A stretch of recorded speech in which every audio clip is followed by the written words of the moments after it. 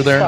Hello, sports fans. Forget. Welcome to Fan Stream Sports. Nothing but pure sports. This is the JP Show. JP, it is so good to hear you back on the air. Stand by. Now, here's JP. All right, welcome into a no, it's not Monday. It's Tuesday edition of the JP Peterson Show. Feels like a Monday. Doesn't it always on one of those? I'm like this. My whole brain is off and will be all week long because it is Tuesday as we jump in here and we got a long weekend of sports to talk about. IndyCar Tim is with us here from our Dallas affiliate, Fanstream Sports, DFW, and has all the IndyCar information that we were just talking about on the pre-show that I needed to know. That was not explained to me after the race. What's up? How are you? I'm doing well, man. It is a day now removed from the 109th Indy 500, and I was shocked to come on the air or come on the stream this morning, and you started asking IndyCar questions like right off the bat, man. It's going to be a good day. Yeah. Of course, the Rays have won 6 in a row. We got plenty of Rays coverage coming your way. In fact, we have a Rays pregame happy hour tonight for you kids at Riveters. So come on down and join us, whether you're going to the game or not. You can watch the game at Riveters. If you're going to the game, you definitely have to come for happy hour.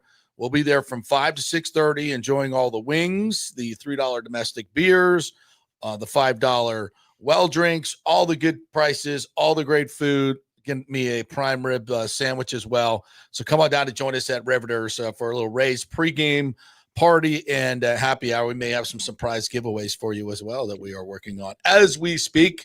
So John Hill, I expect you to be at Riveters today, and any of you who are going to the game or not going to the game, just want to come watch the game at Riveters and watch some we got hockey and basketball tonight as well. So come on down and join us. So we'll get to the Rays. We got some Bucs stuff. I got a little bit of Rays breaking news over the weekend. I had a little source inside a very musty Tropicana Field that they're getting ready to repair. Okay. Allegedly. Seems sketchy. Seems sketchy. Yeah. So we'll get that. We'll get to that. I had a little go around with the Orlando people this weekend on Twitter. Want to get into that? Mm-hmm. I went to a Orlando City soccer game for the first time at their wonderful stadium, their downtown stadium, which is really cool. Really good atmosphere. About half full though. I thought that was very interesting for a city that it wants 81 Major League Baseball games that can't fill 17 soccer games when you only have 2 professional sports. Okay, 3 professional sports with the 2 soccer teams they have there. So we'll get into that a little bit. Triggered some people over there, which we love to do, right? We need to call this segment "Fun with JP's Twitter." It's a regular thing now. I do enjoy triggering people. That does, I won't go back and forth with them. Maybe a couple, but not. They want to go. To write 17 different things, and I'm like, I don't have the time for that, nor the inclination, nor the interest to go back and forth with you as you go looking up your statistics and spending hours crafting your tweets that I'm paying no attention to. But whatever, good for you. We just like to trigger you and see where you go. It's kind of fun, right? It's kind of fun. It's great. We'll check back in a week after your 17 unanswered tweets. It'll be fine. You just keep going at it, partner. Anyway, so we'll get into that. We got Indy 500. We're going to talk about the SEC meeting starts this week in the Panhandle, and Greg Sankey fired off a couple of great quotes. As much as I as an ACC person, well, I'm not even an ACC person. We're just in the conference. My team is in the conference, but we still hate them. It's a very weird dynamic. I'm now cheering for the SEC as a conference against the ACC, even though we're still in it, but not for long. It's a weird deal. It's kind of a weird deal, but anyway. So we'll talk about that because they're basically running college football right now, and they have no desire to give up any power whatsoever, and make it an even playing field for everybody. No, they have no desire for that. It's all about the money. It's all about. It just means more. Yeah, just means more money in their pocket. Basically, we need to add to the SEC. Their mantra. It just means more. Yeah, just means more control, more money in our pockets. Screw the rest of you people. That's what it really should read. That's what it needs to say. True. I don't care. It just means more ... More money for us, more power for us. Screw the rest of you people.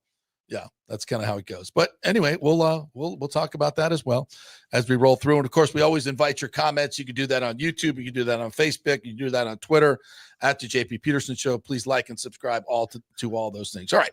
So let's get into the Rays. 6 in a row now. They beat the Twins last night 7-2. A really good Twins team. Twins team have been playing really, really good baseball. So they're doing something now. The starters over the 6-game stretch, a 1.5 ERA. Is that good? That's good. Pretty good. That's pretty good. Okay, that's pretty good. And of course, they're starting to hit the ball. They win 13-0 on Sunday. I get them all those days mixed up. Yeah. In which case, the great John Schneider, or whatever, the Toronto manager. Did you see that quote? I did not. No. So I retweeted the whole thing. I really do kind of want to read the whole thing because it's absolutely insane. Like I never thought I would hear a manager say something like this. Oh no.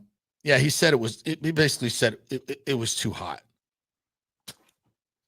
And they're not playing in a major league stadium. So wow. his team, just really, really couldn't kind of get it going. Let me see if I can find the exact tweet here. Yeah, I'm looking forward to. I replied to it, yeah, like and the shot about not playing in a major league stadium is kind of rich since during COVID Toronto had to come down and play in a minor league stadium in Dunedin for a little while. So I mean, it absolutely kind of ridiculous. Here it is. He said, I know that we're capable of doing that, manager John Schneider said. I think that today was the first time halfway through the game that the environment creeps into your head a little bit. It's tough. It's really hot. The environment is just different. I don't want to say that we're spoiled, but everyone has earned the right to play in the big leagues at a big league ballpark. So I think that creeps in a bit today. The highs and lows, we have to figure that out. We have to be better at being more consistent. That's when you see the true identity of who we are. What? What in the world is he doing? You just got your, there you go. You just got your ass handed to you. 13-0. It creeps into your head a little bit. It's tough. It's really hot. The environment is just different. Is the sun hotter in a minor league ballpark than it is a major league ballpark? No, but it's hotter in Tampa than it is in Toronto. This just in, and I'm sure that's because of global warming. Yeah. I don't want to say that we're spoiled. Yeah, tell me you're spoiled without telling me. Oh my gosh, dude. But everyone has earned the right to play in a big leagues at a big league ballpark. It's really hot. John Schneider, you should be immediately fired. You should be immediately fired. As a leader of your men, it creeps in. I wonder why it creeps in a little bit.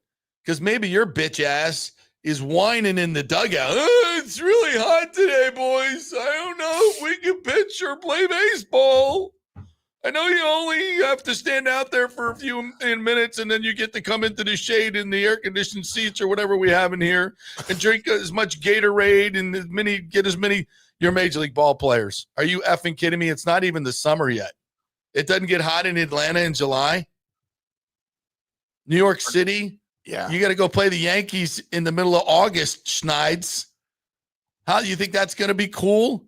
But it's a major league ballpark, so it'll be a little cooler. Actually, you get a nicer breeze since there's not an upper deck.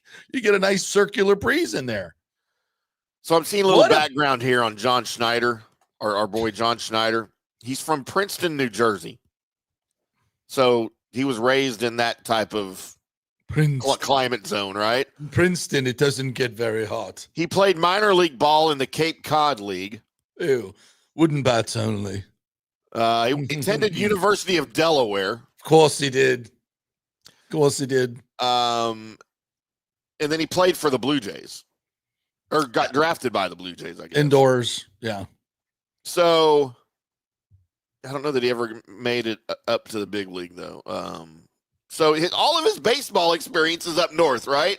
But surely at some point they played teams in the South. Like, I don't care where you're at. You think? So why is this a surprise for him? Is he just clearly and to say that like after you just got your ass kicked 13-0? He's just butthurt is what it like is. I mean, how just absolutely as a leader of a team, like you're the leader of the team.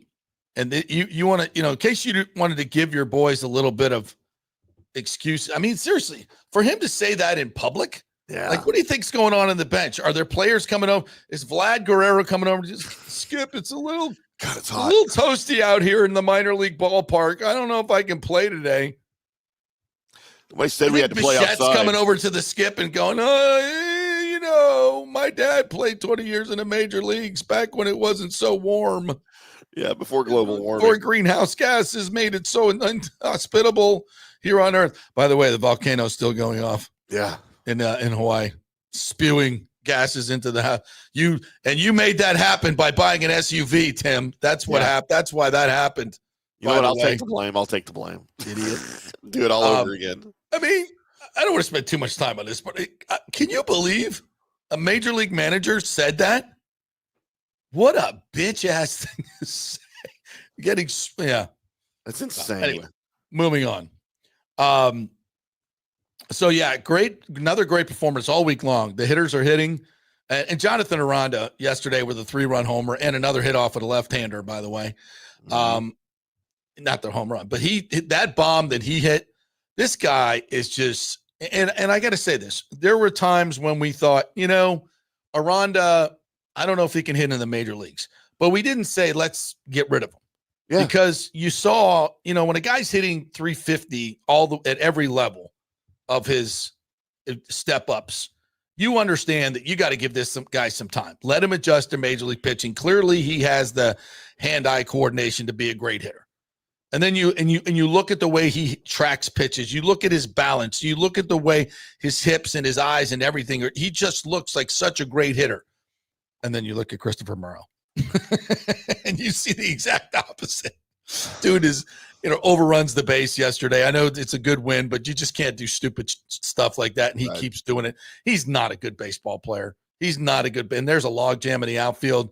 And I don't know, and he doesn't have any options left, him and Jankowski. So I don't know what the Rays are going to do, and we'll talk about this a little bit later. Like, there's going to be a logjam in the outfield. And if for some reason they send Simpson or somebody else and Morel stays on this team, I will absolutely flipping lose my mind. Because that's about, we traded for the guy. We're going to try to get some value out of him, blah, blah, blah. And it has nothing to do with winning. It has nothing to do with winning. And it's going to be and I see this coming, They're to try to keep this guy up here, to try to increase his trade value, whatever. Admit your mistakes and move on. You screwed it up. Maybe Hunter Biggie will be something and save the trade, but this guy is not a ball player.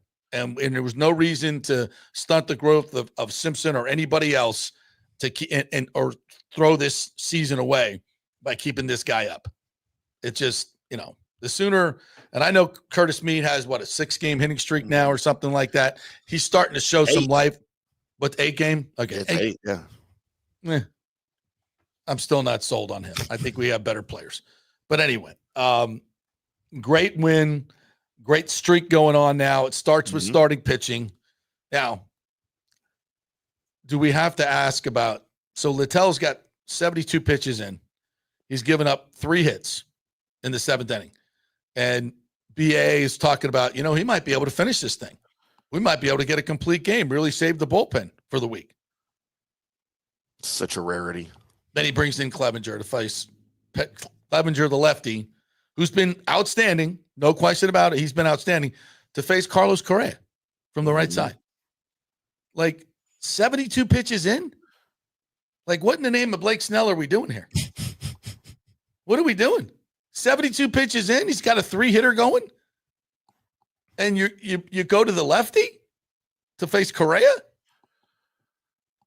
So even in a win, we're questioning Kevin Cash and what the hell he's doing over there. Well, I don't like, and he was asked about it. He said, I don't think about it for 1 minute. definitely, he's been one of the best relievers in the game. Yeah, I get that. But where's the But if you don't need them, you don't want to use them. No. It's 72 pitches. Maybe he had a blister. Let the guy go. He's not showing any signs of being tired and just like, what are we doing? We got it. I'm a little bored here in the dugout. I need to take a little stroll. Take a walk. Give me the lefty, Ba-boom. And now it's 3-2. It was 3-0, scoreless tie through 6. Really good pitchers duel. And then Aranda comes up and gives you a 3-run lead. Boom. What a shot. 3-run lead. Well, all right. Littell's cruising. We're good to go here. Wait a minute. Let's get the lefty in. And now it's a 3-2 game. Now, thankfully, Jansen hits a home run. Cappy had a 2-run double. So they extend the lead and they add on. And so you win the game 7-2. But that had a chance to get really ugly. You got a 5-game winning streak going, playing one of the better teams in the league. You got a 3-0 lead. Your starter's cruising. Let's go get the lefty. 72 pitches in. I don't know. Whatever. But they win the game. That's fine. But another really curious decision. Like a really curious decision. All these lineups and shenanigans that we've been talking about, and this one is like, what are we doing? I don't get it. But he knows more baseball than I do, and maybe more football too. Are we sure about that? I don't know. I don't know. And by the way, for all you people that were freaking out, oh my God, there's going to be a Bucs game the same time as a Rays game. Did you see the schedule? The traffic on Dale Mabry is going to, oh my God, what are we going to do? Dogs and cats, it's over. Mark. Oh, the Rays moved the games to a later time. Just like you said they would. Shocking development. What? Take a brain surgeon to figure that out, does it? Not really. Not really. Like, we're fine, folks. They'll move the games. Baseball can move. They have 81 home games. They can move their baseball. It's not like football where it's harder to move game times. All right. And when the Bucs and the NFL did that schedule, they were fully aware that that's exactly what's going to happen. They're the big dog. The Rays will move their games. Everything will be fine. Don't worry, folks. The world's not going to end. The traffic on Dale Mabry. It'll be fine. It'll be okay. By the way, props to the chick who caught the home run. Oh my God. With her hat while she's looking at her phone. While she's looking at her phone, stands up, catches the home run, right? She's with her boyfriend, like sitting in the front seat. Those are my seats, by the way, tonight. With my nice. boys. Yeah. So we got front row and left field. So hopefully there's plenty of home runs. And yeah. We'll Bring your hat. We'll see if we can catch one with my FanStream Sports hat. Yeah. How emasculated was that dude? Yeah, I was just gonna mention that. And like all the other dudes are coming up, and she turns around and ignores her beau, and is like high-fiving with every dude, and every like, and the dude's just like sitting there like on his phone and whatnot. They broke up on the way home. And they come back to a shot. BA with the Brian Anderson with the line of the night. Who was the left fielder last night he just, oh my God. Oh yeah. No, for the Twins last night. Forget the guy. He drops one that hits in the glove right at the wall. Then another one hits him in like the wrist. Like he was having a rough go. Like he dropped like 3 balls in left field. They weren't easy plays, but they're right at the wall. He had plenty of time. It's not like he's jumping over the wall. Was Castro in left field? Yeah, I think it was Castro. Yeah. Yeah. And then she in the middle of that, she stands up with a hat and catches the ball. And so everybody up. BA and the girl and her boyfriend are looking at their phones, obviously, because their phones are blowing up. And BA goes, wow, she's probably getting an offer right now for the Twins to start in left field tomorrow night. Poor Castro. Yeah. And also, it's funny. It's the funny thing about the broadcast sometimes are what goes unsaid. The long stretches of silence. Yeah. Like after, so when Cash goes and gets Clevenger, and the second pitch goes 600 feet. And now it's a 3-2 game. And he just got done saying, maybe Littell can go the distance here. 72 pitches. And he's talking about how great he's pitching. And then he brings in the lefty, and the commentary is like, it's a little less. And then he hits the home run. And it's just like silence for a minute and a half. Nobody's saying anything. They got the talk back off, and they're going, what the hell was that? What the hell was he thinking? That's why baseball's the greatest game. Yeah. But it's like you could just wonder what's going on, like off camera, because they're not going to come on and like openly challenge what a horrible decision that was by Kevin Cash. But it's kind of like what goes unsaid, It's just like kind of silence for the next 2 minutes. I'm like, I'm probably thinking that that wasn't very well received. And it's always awkward because, like, if you're not actually watching the TV, but you just kind of have it on, then you, all of a sudden you notice the silence, but you didn't hear what was leading up to it, and then you're like, "What's wrong? What's happening? What did I miss?" I gotta run that back. Yeah, rewind and see exactly what happened. Well, yeah, that's what happened. That's what happened. So yeah, funny stuff in the game, but a great win, and this team is on a roll, and you gotta love the way they're playing now. And and now they've got some guys coming back. They've got Mangum is on his rehab assignment, and he played really well for this team.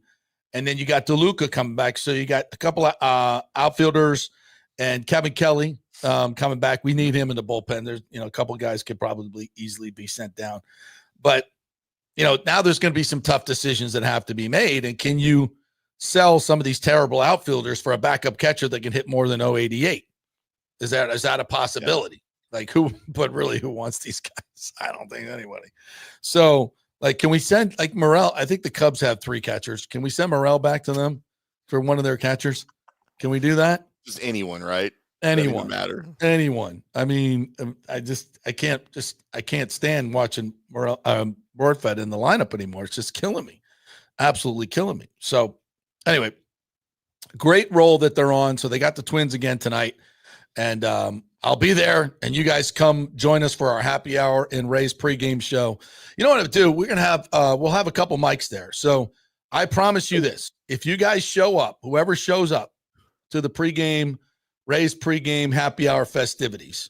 Okay. If you show up, I will put you on the mic and we'll talk baseball. All right. We'll put you live on the mic. We'll talk, but Tim's going to play with us tonight, right? You're going to come on the show. Yep. So we'll talk baseball. So if you come down there, we'll put you on the mic. And if you got a really good take, I'll buy you a beer. There you go. How about that? But we're going to have to decide, there will be a panel. There'll be a panel there. And we'll decide if your takes are good enough for a free beer. So we'll put it up for, because I got some friends coming. Intern Danny's going to be there. He'll be part of the tribunal. So you have to, and if your takes are good enough, we'll decide, we'll give you a thumbs up or a thumbs down. If you get the thumbs down, you don't get a beer. You're out. So, you don't get your head put on a spike. Or sacrificed in the middle of the Coliseum, but you will not get a free beer. Thumbs down, and you might be playing left field for the Twins. You might, and you can't be worse than that guy. That was a bad. I went away for after the games, I couldn't see it in the lights. I lost it in the lights at the minor league ballpark, which actually I was hot. It was too hot. Yeah. All right, to some of our commenters, to Rick, JP, the ultimate slump buster, keep telling the Rays they suck. You now need to tell Stu what a great owner he is so he'll sell quicker. Stu's not freaking leaving. That's a great idea, Rick. That is 100% great idea because we have a long history on this show. As soon as we start going after a player, they respond with an 8-game hit streak like Curtis Meade has done. Yep. So I think you're right. I think we need to try the negative karma on Stu Sternberg. Have I told you what a great owner he is? Have I told you how badly we want him to stay? I hope that he's here for generations to come. To use his language at the 2 press conferences of stadium deals that he signed and walked away from. For generations to come, Rays fans will be coming to this ballpark Get right up in there. Get right up in there. Mm-hmm. So we love you, Stu, and we really want you to stay. Don't sell. Please don't sell. And he's not going to sell. He's not freaking leaving. He's not freaking leaving, folks. He ain't effing leaving. Yeah. Well, we can expect a sale this week now. This works every There you go. time. All right. Keep it going. Great idea, Rick. Great idea. Make sure we give Brandon Lau his props. He's on a 9-game hitting streak. Yes, he's been really, really good. He's on one of his heaters. Yeah. So let's enjoy it while we can, because it will come to an abrupt halt soon. Like I told you guys. But let's ride it while we can. Let's ride it while we can. This guy can carry a team. There's no doubt about it. So as long as Rip Van Winkle's awake, let's ride it. I tried to tell you guys a week ago, 2 weeks ago, that they're not out of it yet, all right? Because the rest of the division sucks too. You're 6 games in back of New York, and you're in second place in your division right now. Yeah. Yeah, how about that? Lady Evil says, I think you lifted the curse of the Rays, JP, since you bitched the Storm about the starting lineup last week. They haven't lost. Yes. 13-0 on Saturday was actually a clinic. Works every time, Lady Evil. That's why I'm here. I'm here to help. I'm here to help. Daniel Rivera says, good morning, gentlemen. I knew going in that this series would tell me more about the Rays and whether they are serious contenders or not. Yeah, the pitching has been really good, and they finally figured out how to win at Steinbrenner Field. We knew that was going to, regress to the mean, right? We weren't freaking out about it, but maybe somebody did sacrifice a live chicken. Do we have confirmation on that? Because I did mention that last week. You did. I did mention that last week. Some type of, talisman or voodoo hex that we need to bring somebody from Ybor City to throw over some sage or burn some sage over there. I think that was done. And then I think there was definitely a wafting of sage as I drove by Dale Mabry the other day. I think I added that maybe somebody should sacrifice Wade Boggs. Wade Boggs chicken, yeah. We had the whole plan. Chicken, yeah. You bring out like some Ybor chickens, pluck them right there on the field, snap their necks, feed them to Wade Boggs and everybody else, and then we win. I think that's what happened. I think that's exactly what happened. So Rick said, true identity. You mean the overpaid Blue Jays who can't win despite all that talent? Yes. Yeah, what about that team? Well, I think we know what the problem is. It's too hot. It's too hot for the Blue Jays to play outside like that. We need to get back indoors to Toronto. How can we expect anybody to do that? Really starts creeping in. I wonder how that was received in Toronto. I don't read a lot of Toronto news, but no. I wonder how that was received. I'm sure everybody agrees with him. Yeah. How can we have baseball outside in Florida in May? God. Oh, my God. In a minor league park. You oh, my God, eh? Park. Yeah. Take off, you hosers. Right? Oh, my God.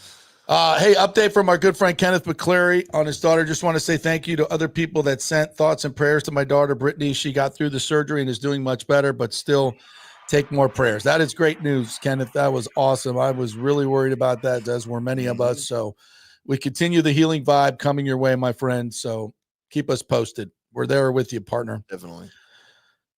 Rick says, I guess it was too hot in Toronto when the Rays won 2 of 3. They did open. Didn't they have Skydome open? They did. Yeah, they had the roof open. They had the roof. No wonder they couldn't play. No wonder they couldn't play. I mean, who can't really blame them. He says 13 after Rays win is almost called for an emergency live stream. I was watching, but I got my weekends, bro.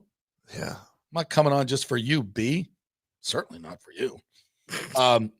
Bucs Rays Bolt says Rays for real now or just fluke. Listen, it's a 6-game win streak. We're not against the Toronto Blue Jays, who clearly were overmatched by the Heat in the minor league stadium. Just got to them. So let's not, you beat the Twins. The Rays are over 500 now, too. They are 27 and 26. So let's go. Give some props. Yeah, absolutely. And we love the team. We love the team. We root for the Rays. Now we're objective about it. When they're sucking, we're going to say they're sucking. And when they're playing well, we're going to say they're playing well and why they're playing well. And when Cash makes a questionable decision, we're going to question it. Yeah. It's part of baseball. He knows that. So part of sports talk. It's part of sports talk. I mean, if the manager's getting his ass chapped because there's people are questioning his decisions, you're in the wrong game.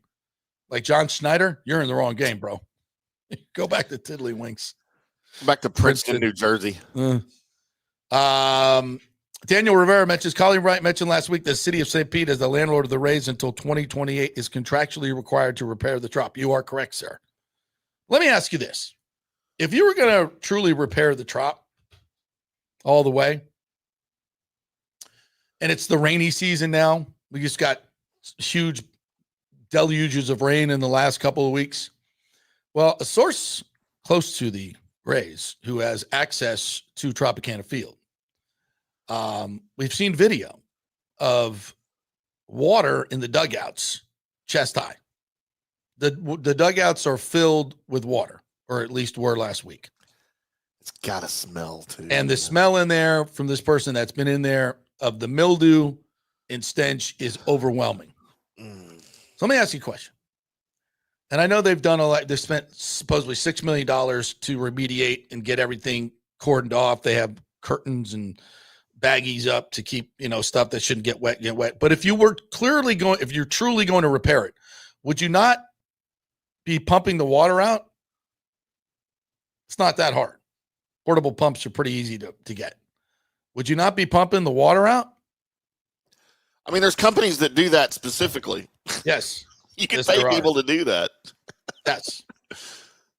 Yeah. Oh God, I bet that stinks, man. And the point is, do you think that the city of St. Pete is in a hurry to get this thing done? No.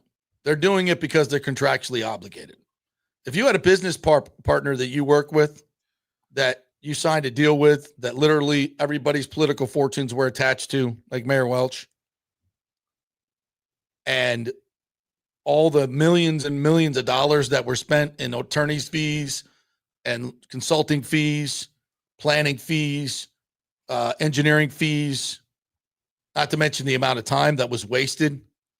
You think the city of St. Pete is in a hurry to get this? Because they're not contractually obligated to get it done by a certain time. Right. They just have to be, I think the wording is diligent in the repair. Which seems like a colossal waste of money. A colossal waste of money. Colossal waste of money. And it's open-ended. Yeah.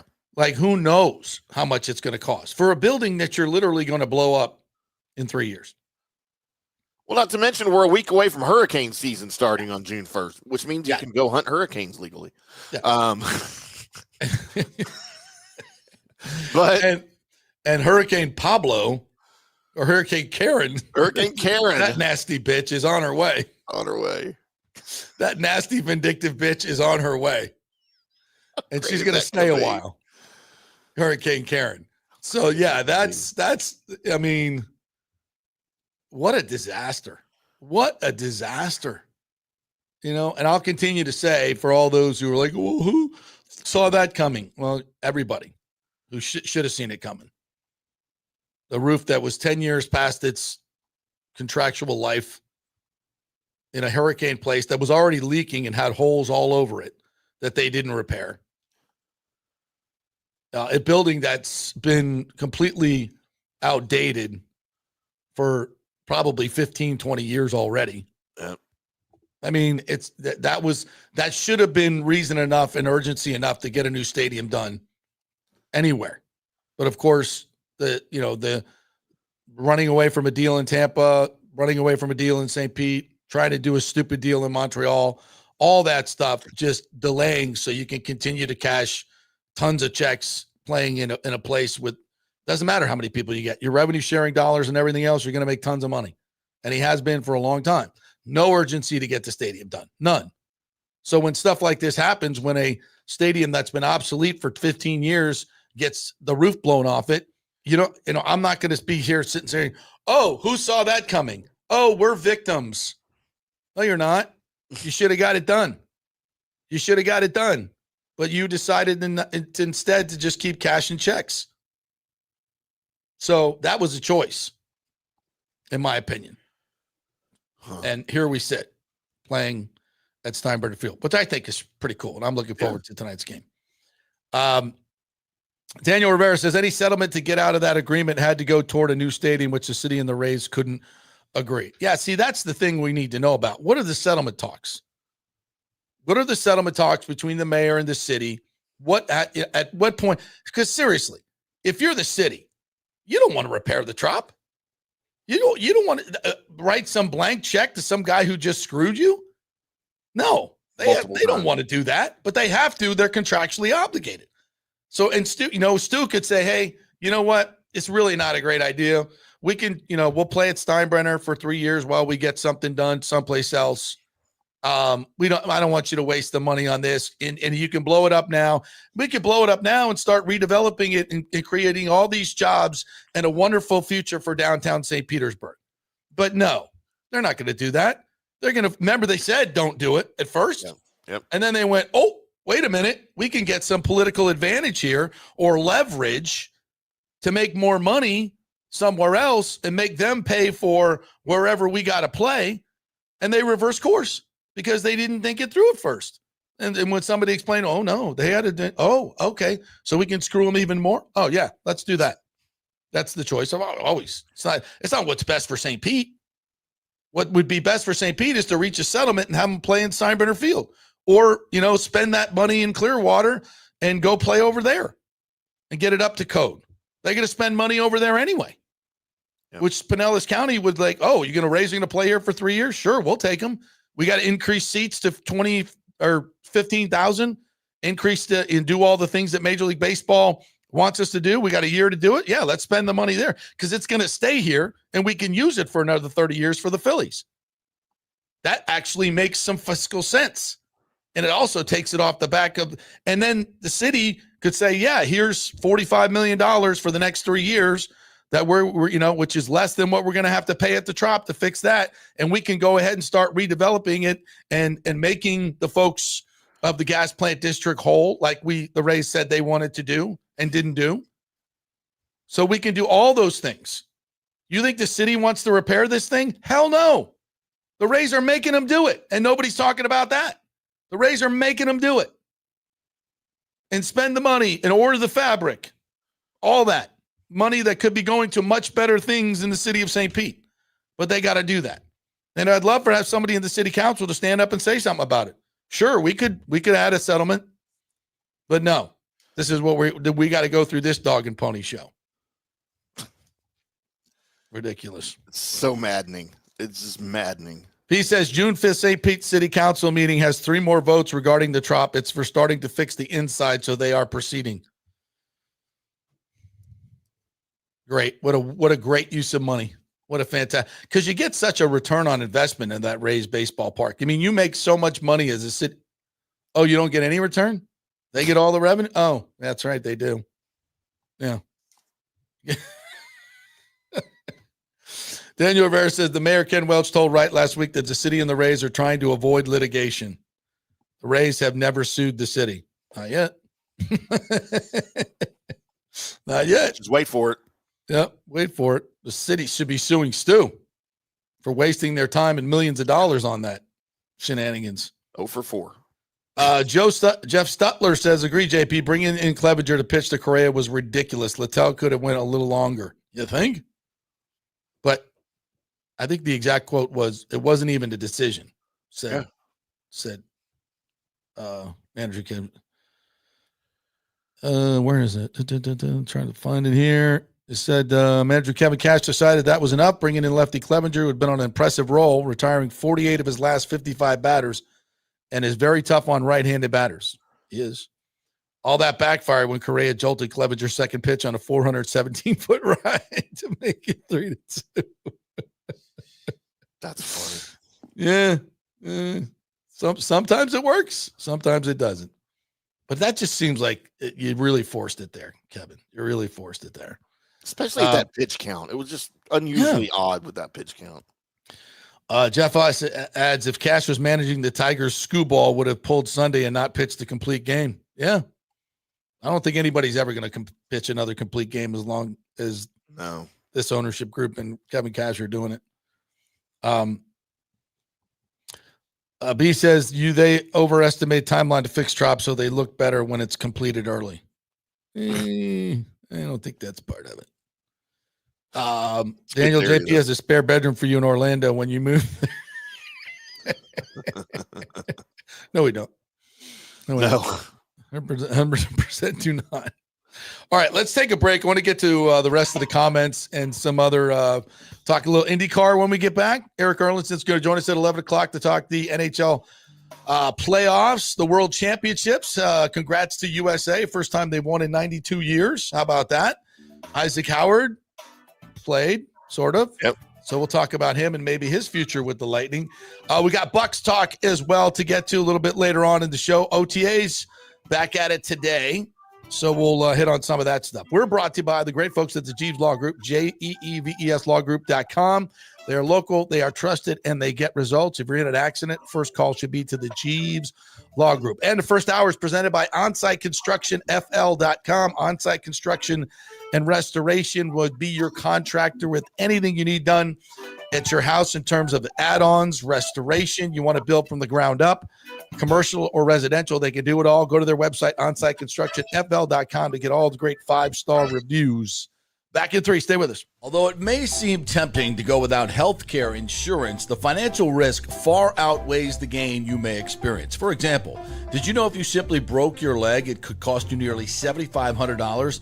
Put on top of that a hospital stay, you could be looking at $10,000 to $15,000. Ensuring that you don't go uncovered is so important, as according to CNBC, high medical bills are the highest contributing factor to why Americans end up taking money out of their retirement savings, or worse, find themselves filing bankruptcy. So go to don'tgouncovered.com or call 800-669-1505. Now, depending on your income, you can get plans for zero premium. Our experts will guide you through the process effortlessly. They will shop many plans and find the one that's right for you. I called and I have full health coverage through Florida Blue for zero monthly premium. It's a free call. So why go uncovered? It's a huge risk. Go to don'tgouncovered.com or call 800-669-1505. That's 800-669-1505. Spring means a time of renewal and Rays baseball, and the folks at Italiano Insurance want to welcome the Rays to Tampa and remind you it's time to renew those insurance policies with the now famous Italiano Insurance Checkup. Let the experienced and friendly agents shop your policy for the best price and coverage. Famous for saving me over $1,000 on our auto insurance last year and over $500 on our homeowners. Now that's a grand slam. Might as well get a double play by adding flood insurance and business insurance to your portfolio. Costs less than you think, and trust me, you do not want to risk your home or personal wealth. That's a big whiff. So step up to the plate and call 813-877-7799 and chat with the all-star agents at Italiano Insurance. 813-877-7799 or go to ItalianoInsurance.com. Go Rays! JP here for Riveters, our new official sports bar and grill of the JP Peterson Show. And just like our show, no BS, no corporate chain feel, just amazing, authentic folks serving great comfort food in a casual atmosphere at unheard of prices. Riveters is located just south of Raymond James and Steinbrenner Field on Dale Mabry, walking distance to the park, so free parking, great place for pregame and postgame. Let's talk about fresh food. Nothing is frozen. Burgers, wings, prime rib, roasted fresh daily, never frozen. That makes a huge difference. The mahi, the salmon, also super fresh. All our sauces are original recipes made in-house. Our Warhawk chili and fully loaded potato soup is made fresh in-house. It's the best food anywhere, served by people who actually care. Riveters on Dale Mabry, just north of 275, just south of where the Bucs and Rays play. We'll see you there. Are you looking to renovate your home, rebuild after the hurricanes, or build your dream home from scratch?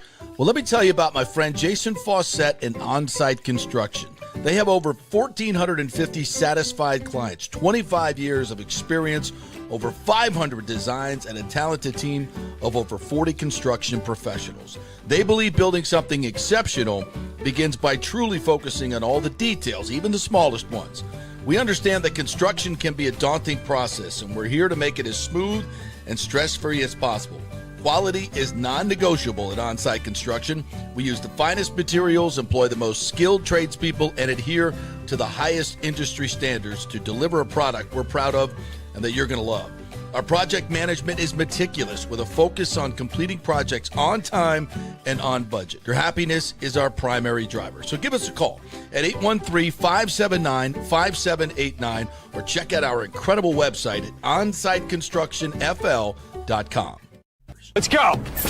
Right now, back to the show on FanStream Sports. All right, I got good news. Uh-oh. Uncle Joey from Riveters is giving away his tickets tonight. They are right front row above the dugout.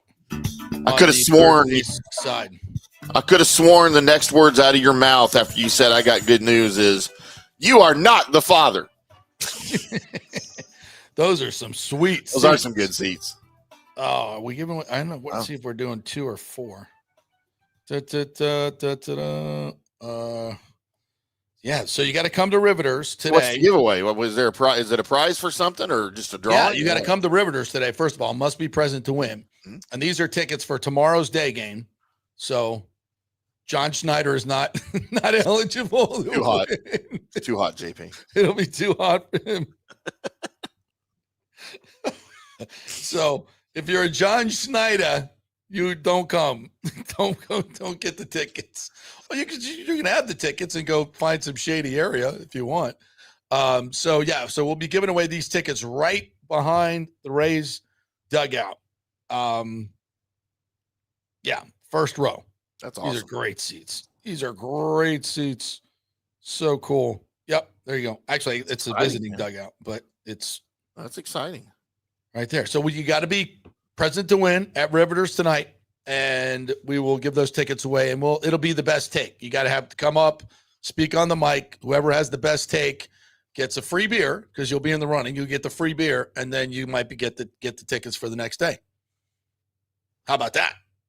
Those tickets are probably at Rocco Baldelli. Those tickets are probably like $200 a piece, or we're giving away a lot tonight. So you got to come on down to Riveters. From 5 to 6:30, we'll be doing our Rays pregame show, and we'll be giving away these tickets.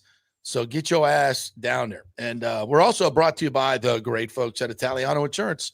Don't forget to get your Italiano Insurance checkup, 813-877-7799. Hurricane season is here. So if you don't have your flood insurance, you got to wait 30 days to get it in force. So get it done now, and hopefully we won't get hit in the next 30 days. So you should have done it earlier. But don't forget to do it for this season. You do not want to be caught with your flood insurance pants down. 813-877-7799, so to speak. Yeah, don't tell me all right, let's before we get back into comments, your thoughts on Alex Palau winning his first oval race and therefore obviously his first Indianapolis 500 for Chip Ganassi Racing, 5 of 6 this year, including the St. Pete Grand Prix that he won fair and square. Yeah. Didn't have to cheat like Newgarden. Like Newgarden Pinsky. So we talked a little bit about that last week. And I watched a little bit of the pregame festivities, and Fox did a great job, by the way. That was, man, all week long. They rolled out the red carpet. It was. I could do without Danica Patrick on my TV screen, but I guess, whatever. Yeah. Ashley didn't like her outfit either. Oh my God. I said, are we talking about the guys' outfits, Ash? I don't even remember what the guys wore. Yeah, exactly.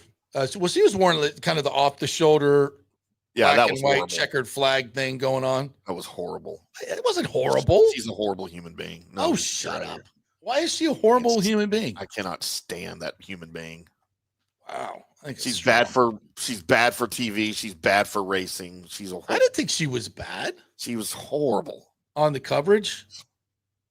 Tony Stewart was so much better. Oh my God, Tony Stewart's another idiot. Get him off the freaking screen. Can I be really nationalistic here? Okay. Like the announce crew. Okay. This is you're gonna complain about Will Buxton? This is a really American, like it drips with Americana, the Indy 500. I mean, absolute drips with the Memorial Day weekend, the salute to service, the patriotism, which I love. And I thought Fox did a great job pointing out all of it. Really great stuff. Military connections, like really good stuff, off the charts. Yep. Then we get to the race, and it's Will Buxton here. I've got an English accent that I'm going to be speaking with. I think 2 of the 3 are foreigners. We don't have American No. like iconic. The other two are James Hinchcliffe is Canadian, but I mean, okay.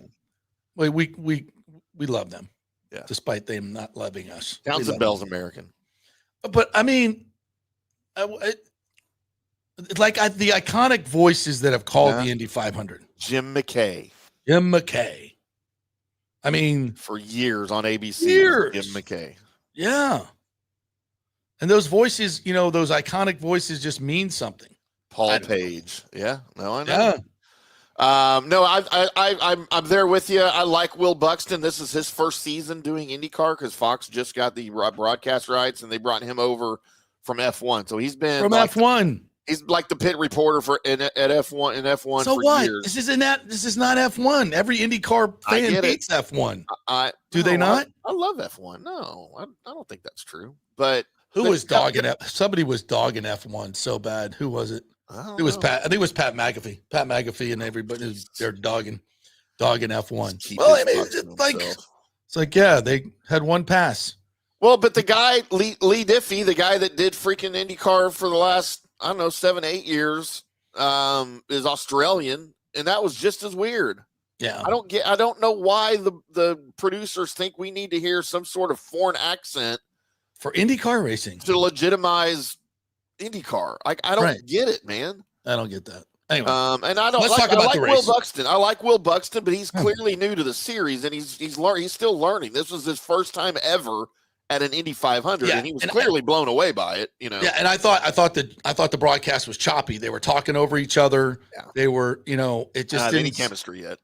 But none. They were talking over each other, like pointing out things. There was no flow to it at all. But anyway, so you were talking about America, though. That that's such an American thing. I want you to tell me if there's anything in your mind more American than this. And of course, that was awesome. Not going to play. Dad, what's going on? I don't know. We've been having this issue lately with streaming. So are you going to show the special ops helicopters leading them down? Yeah, I got it right here. Hang on. That was freaking awesome. That was absolutely awesome. The two of them though was just it was freaking incredible. And then they showed that POV from the turn one, I think it was. The Black Hawk helicopter coming down east, right on top of the fans. Yeah, right on top of the fans. I was thinking they should have just raced the helicopters. Yeah, right. That was so cool. I thought the production value was tremendous, but I wasn't. I mean, as a race, dude. Here we go. I think I got it right. Guys, this is the pace lap for America to honor Memorial Day and the U.S. Army's 250th birthday. To all the men and women of the U.S. Army and the 160th Special Operations Group, happy birthday from all of us. This is something special.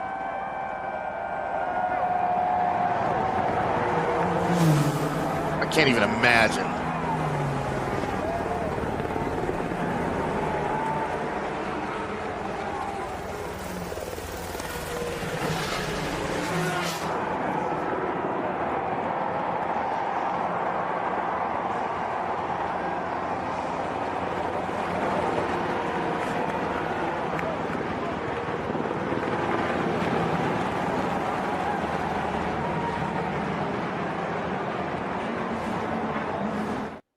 That's like one of the coolest things I've ever seen. That was cool. You know who was driving the pace car, don't you? Strahan. Michael Strahan. Yeah, and then Tom Brady was in the two-seater on the parade laps, and he was just going nuts. You know what? It would not surprise me to see Tom Brady involved in IndyCar in the next few years and in an ownership role or something. Oh, I bet. After being in that situation. Walter Payton was a team owner from '88, and he was a year after he retired until he died. He was part owner of Peyton Coyne Racing, which is now just Del Coyne Racing. But the Dave Letterman Michael Strahan interview was about as awkward as anything I've seen. I love David in quite some time. I hate so awkward. So they spent so much time on Strahan. Yeah. What was the point of that? On racing? We got to give Michael Strahan more airtime? Really? If he ever needs more airtime. He's got plenty. He was a race car driver going up, didn't we all? Yeah, and then they had to do the awkward AI images of him racing cars and stuff, and I'm like, what is this? Yeah, They spent a lot of time on that. Fox is just, you know what? Fox is trying to promote their other brands, and I get it. Of course. Tom Brady, which is cool. Tom Brady. Isn't he on Good Morning America, though? Yes. He's not even really a Fox guy. He's like on Good Morning America every morning. On ABC. NFL on Fox, though. I mean, I know, but his main gig is on ABC. I know. I hate it. I don't understand it. Weird. All right. So we had the race itself, though. So one of my, I'm waiting for Mark. First of all, Marcus Ericsson, and it came down to him and Palau, right? And they kept talking about the fuel mileage. Did that really even come into it? No, it ended up not being a factor because it rarely does. You heard near at the end before Palau made the pass, his team radioing him and say, "Just go. You're good on fuel. You're good on fuel." So we spent an hour talking about that, and it was a non-issue. Which I know you got to talk about it, but it's just seemed that is always the talking point going at the end. And these guys were stretching it a little bit. Going 37, 38 laps on a tank of fuel in Indy. That's a stretch, and you get guys all the time that cut it too close and run out of fuel on the last lap and lose the Indy 500. It's happened. It certainly lacked the drama of the last 2 years, which were the greatest finishes maybe in IndyCar history. With last lap passes, yeah, that's unbelievable. And unfortunately, and Newgarden was coming. He came all the way from the back of the field, all the way up to 7th. With about 50 laps to go, and then a fuel pickup issue, and I was cheering louder at that point than I ever was before. Yeah, I mean the racing gods intervened and said, "Nope, you're not. We're going to." Yeah, and I think they kind of downplayed the whole Penske. Yeah, they didn't spend a lot of time talking about it, which I'm fine with. We talked about it. However, there is more controversy post checkered flag. JP, I did not know this. On yesterday, Marcus Ericsson, your second place finisher, was one of 3 top 12 finishers whose cars failed post-race inspection. Again? Resulting in a drop to the back of the field. He wouldn't have won anyway. Back and won, what did he do? Something about their, what they call it, used to be called push to pass. Now it's the hybrid system. Right. Something about tampering with that, somehow giving the car just like it was with Penske, giving it an aerodynamic advantage. That's one of the things you're not allowed to modify, just like the attenuator on the back Penske got busted for. And there were several cars, and Ericsson and the Andretti Global teammate, Kyle Kirkwood, same thing. Had he won the race, he would have been DQ'd. He would not have won that. Wow, IndyCar's got a problem. They got a problem with this stuff. They really do. All right, we're going to talk more. We'll talk a little bit more. I want to get a little bit more into. We've got Eric coming up, so I want to talk about that. But the Palau pass with 14 to go. We'll just hit that real quick. That came way early, and Jamie Little never asked him about his strategy of passing with 14 laps to go. Like all the questions, she had 17 interviews with him after the race, and never asked him what was your strategy in terms of when you passed and why you passed and how you pulled it off. Like, isn't that instrumental to? Isn't that a pretty key question? I think that would be the first question, yeah. But I think because it happened so early that it kind of was out of sight, out of mind. Had it happened with 3 laps to go, that was the first question she would have asked. But you explained it to me, so explain it to the folks. So, normally when you've got 2 cars running up front, just like you saw the last 2 years when Newgarden passed Pato O'Ward, you don't have lap traffic in front of you. So it's an entirely different strategy. It's an entirely different race. But when you had those 2 cars in front of them, it really didn't matter because the car that's in front, when you have no one in front of you, number one, it burns more fuel. And both of those guys were already cutting it close on fuel. So normally you want to sit behind and you want to wait till as late as possible. 2 laps to go, 1 lap to go, you're cutting it close so that so the strategy works, right? But when you had those 2 cars in front of them, that was all out the window. And you're able now to pass, get in their slipstream, and you're not burning any more fuel than you were when you were behind the leader, So it was an entirely different strategy. It worked wonderful. And that's why it was different, though, because of those 2 lap cars that were in front of you. And those lap cars were fast enough where he didn't have to pass them. Yeah. Because they were still running flat out. Yeah. And he didn't want to. And because of his fuel mileage. And Ericsson just didn't have the handling in his car to get past him.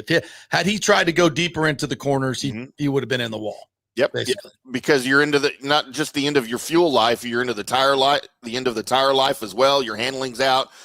And when you're behind a car like that, especially the closer you get, it takes the air off the front wing, the handling goes away, and like you said, it's real easy to just right into the wall. So he really had no choice, and in retrospect now it wouldn't have mattered because he failed inspection. But from a strategy standpoint, that's what we were looking at. All right. Well, it's good. I thought it was a good race. It wasn't as dramatic at the end, obviously, but as the last couple of years, but still, I thought it was fun to watch. And it feels like IndyCar's back. Like I think there's a lot more interest in it than there has been for a long time, which is good. I've watched the entire race 4 times, start to finish. You were a glutton for punishment. It wasn't that good. Jesus. It is, man. You know what? You know what else I watched on Saturday leading up to that race? I watched the 1992 Indy 500 start to finish. You are sick, man. Who won that one? It's Erlendsson Jr. Erlendsson Jr. 92. Mm-hmm. Okay. All right. And the Andretti curse continues, by the way. Oh, Marco didn't even start the race, hardly. Oh, yeah. It started badly for who's the dude that Scott McLaughlin crashed on in practice? The parade lap. Yeah. That's not a good look, is it?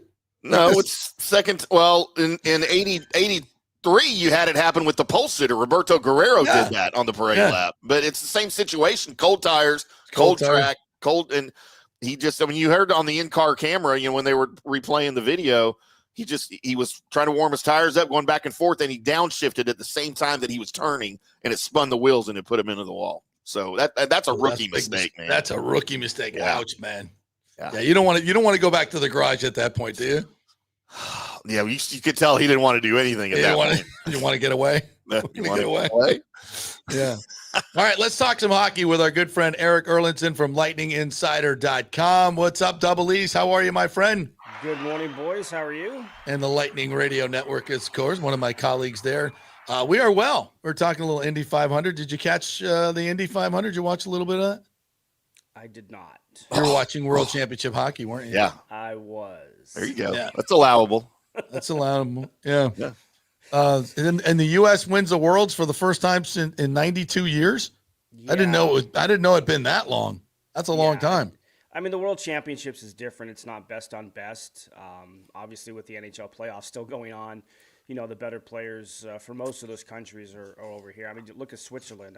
They were really good throughout the entire tournament, and I think they had maybe half of their NHL contingent playing in that tournament. Obviously, the U.S.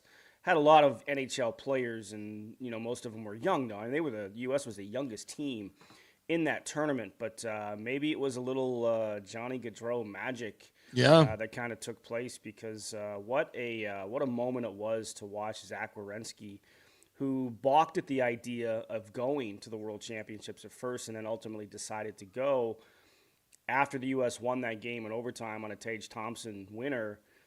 He's the guy who ran into the U.S. locker room, grabbed Johnny Gaudreau's jersey, which has been a big part, obviously, we know from the Four Nations Cup. Right.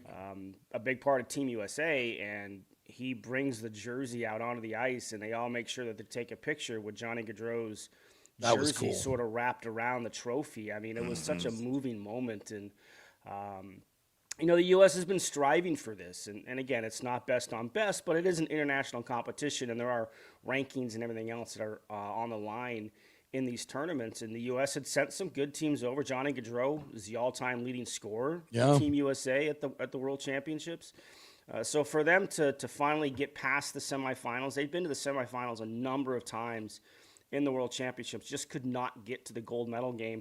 And then they knock off Sweden in Stockholm in the semifinals and dominated the Swedes for the most part in that game in the semifinals. It was a big moment for USA Hockey. So for them to get the championship of that tournament, it kind of puts a stamp on how USA Hockey has tried to put themselves on this stage and to win tournaments, right? Like they haven't won gold at the Olympics. So in 1980, I think, was the last time they won a gold medal at the Olympics. So under best on best NHL type situations, they're trying to be more assertive, and this takes a big step forward for a very young, talented group that USA had.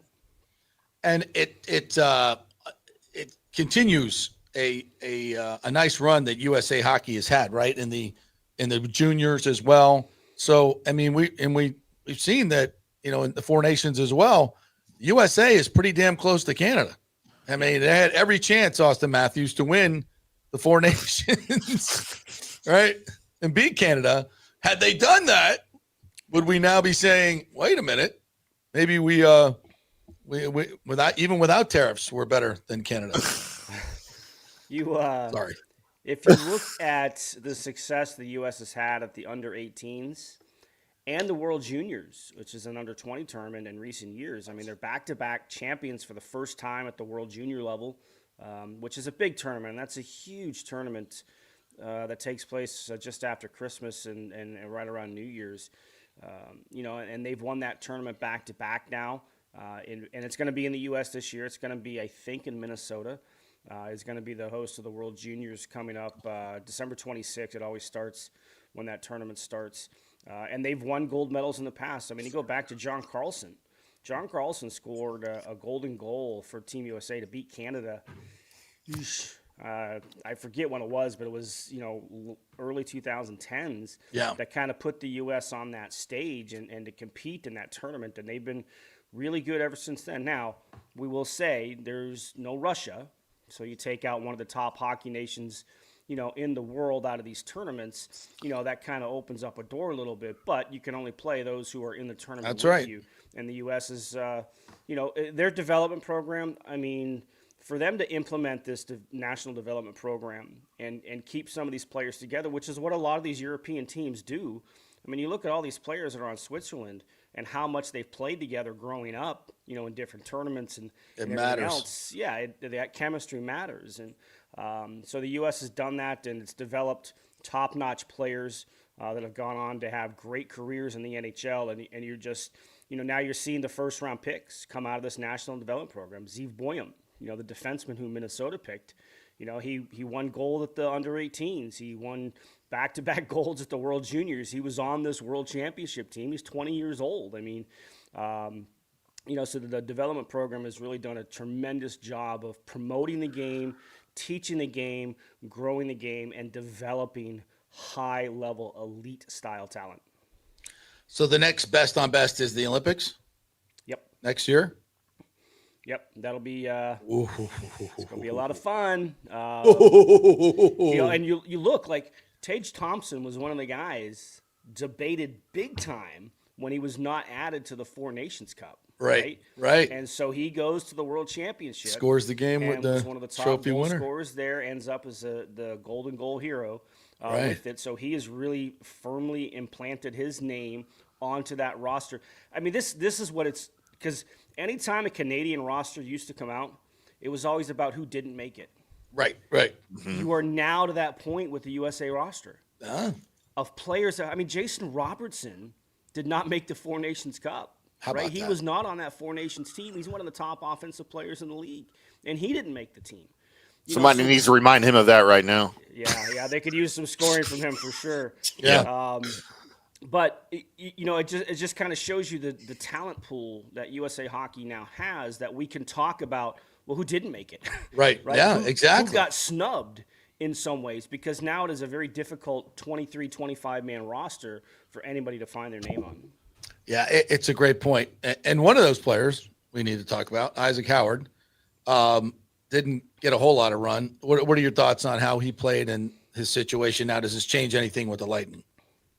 Well, I don't think it changes anything. The one thing that maybe you were hoping to see was him get a little bit more playing time because even when he dressed, he was the 13th forward because in international hockey, you can dress 13 forwards and 7 defensemen for each game. So you can dress 22 guys as opposed to the NHL.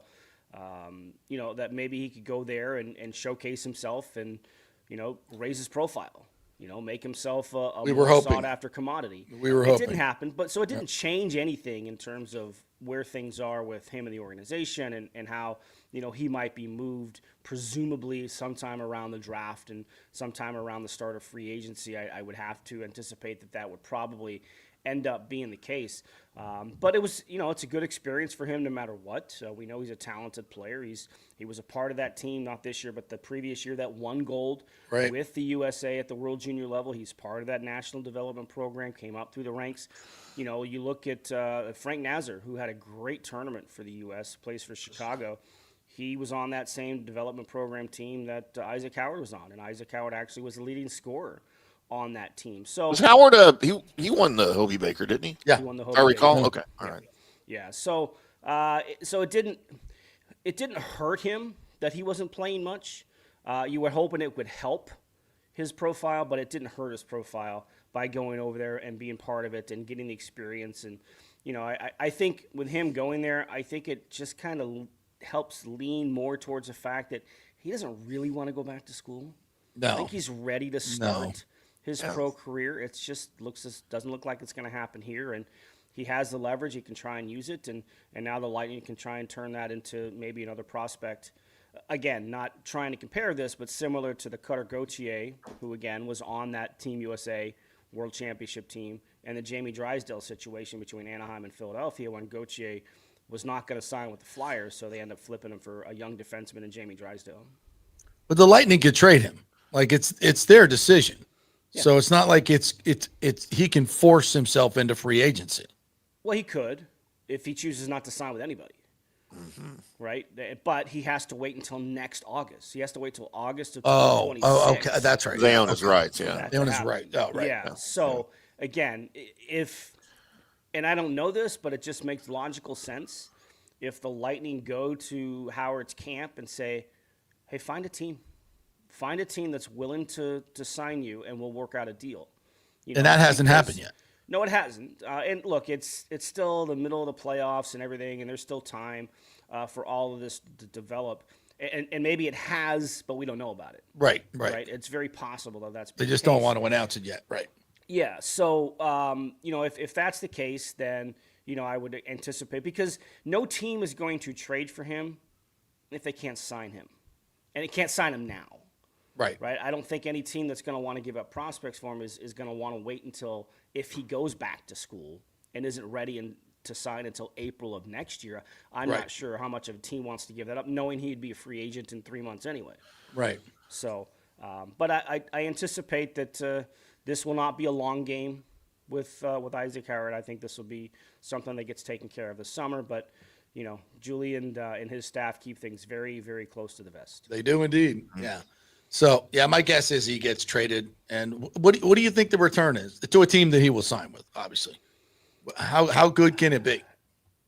I mean, look, you could just compare Gauthier and Drysdale. I mean, that's the comparison.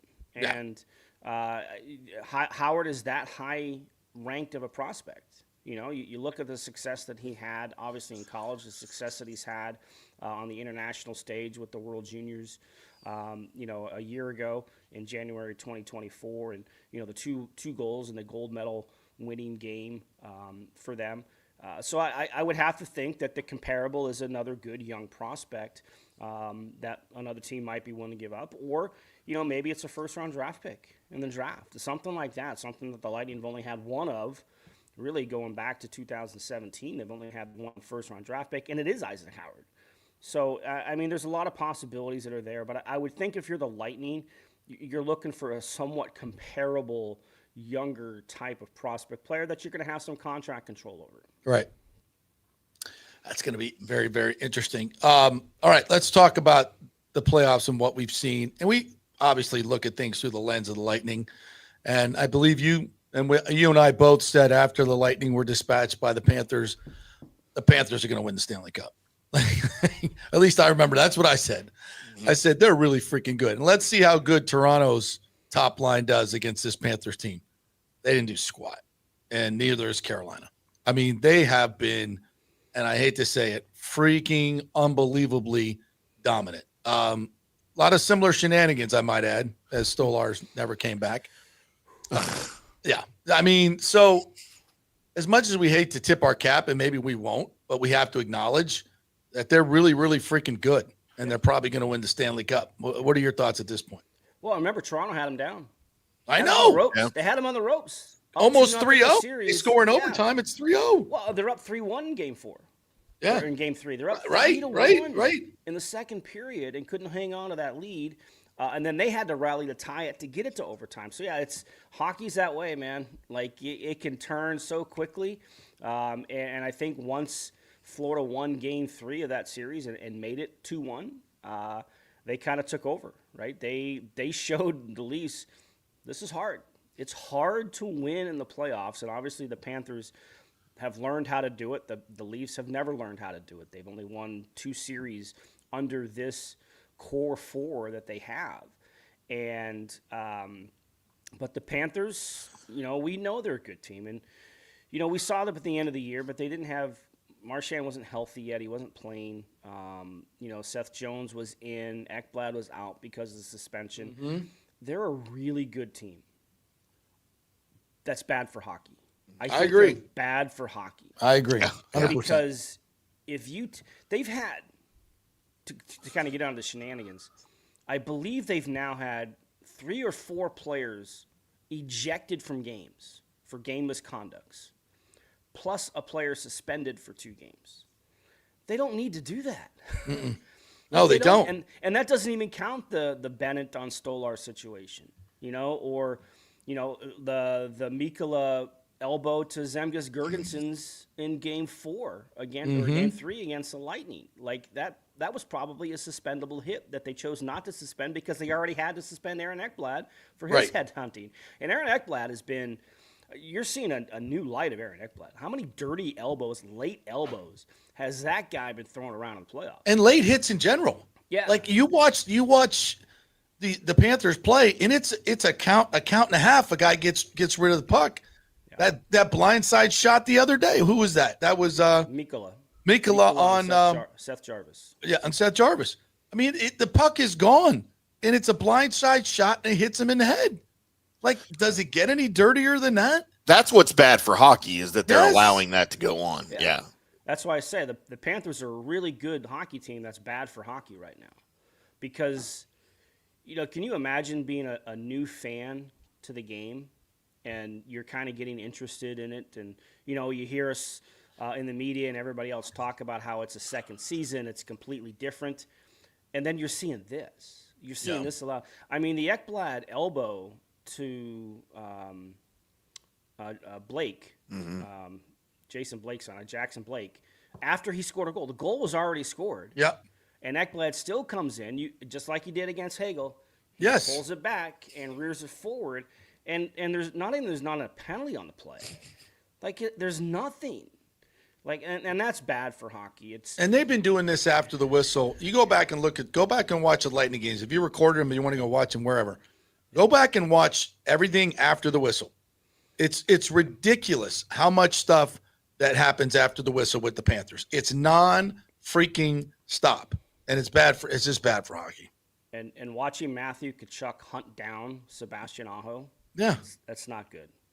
It's not good. At some point, is Paul Maurice culpable here? Yeah, of course. And the head coach is responsible for the actions of his team.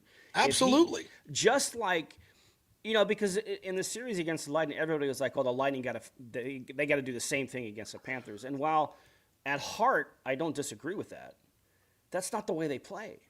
Right. So John Cooper sent the message: you can't retaliate because in Game 3, actually, ironically, the game that the Lightning won in that series, they were the ones getting caught up in the retaliations. I mean, Anthony Cirelli got 2 retaliatory penalties. That's right. In that game because of, we'll call them antics of the Panthers.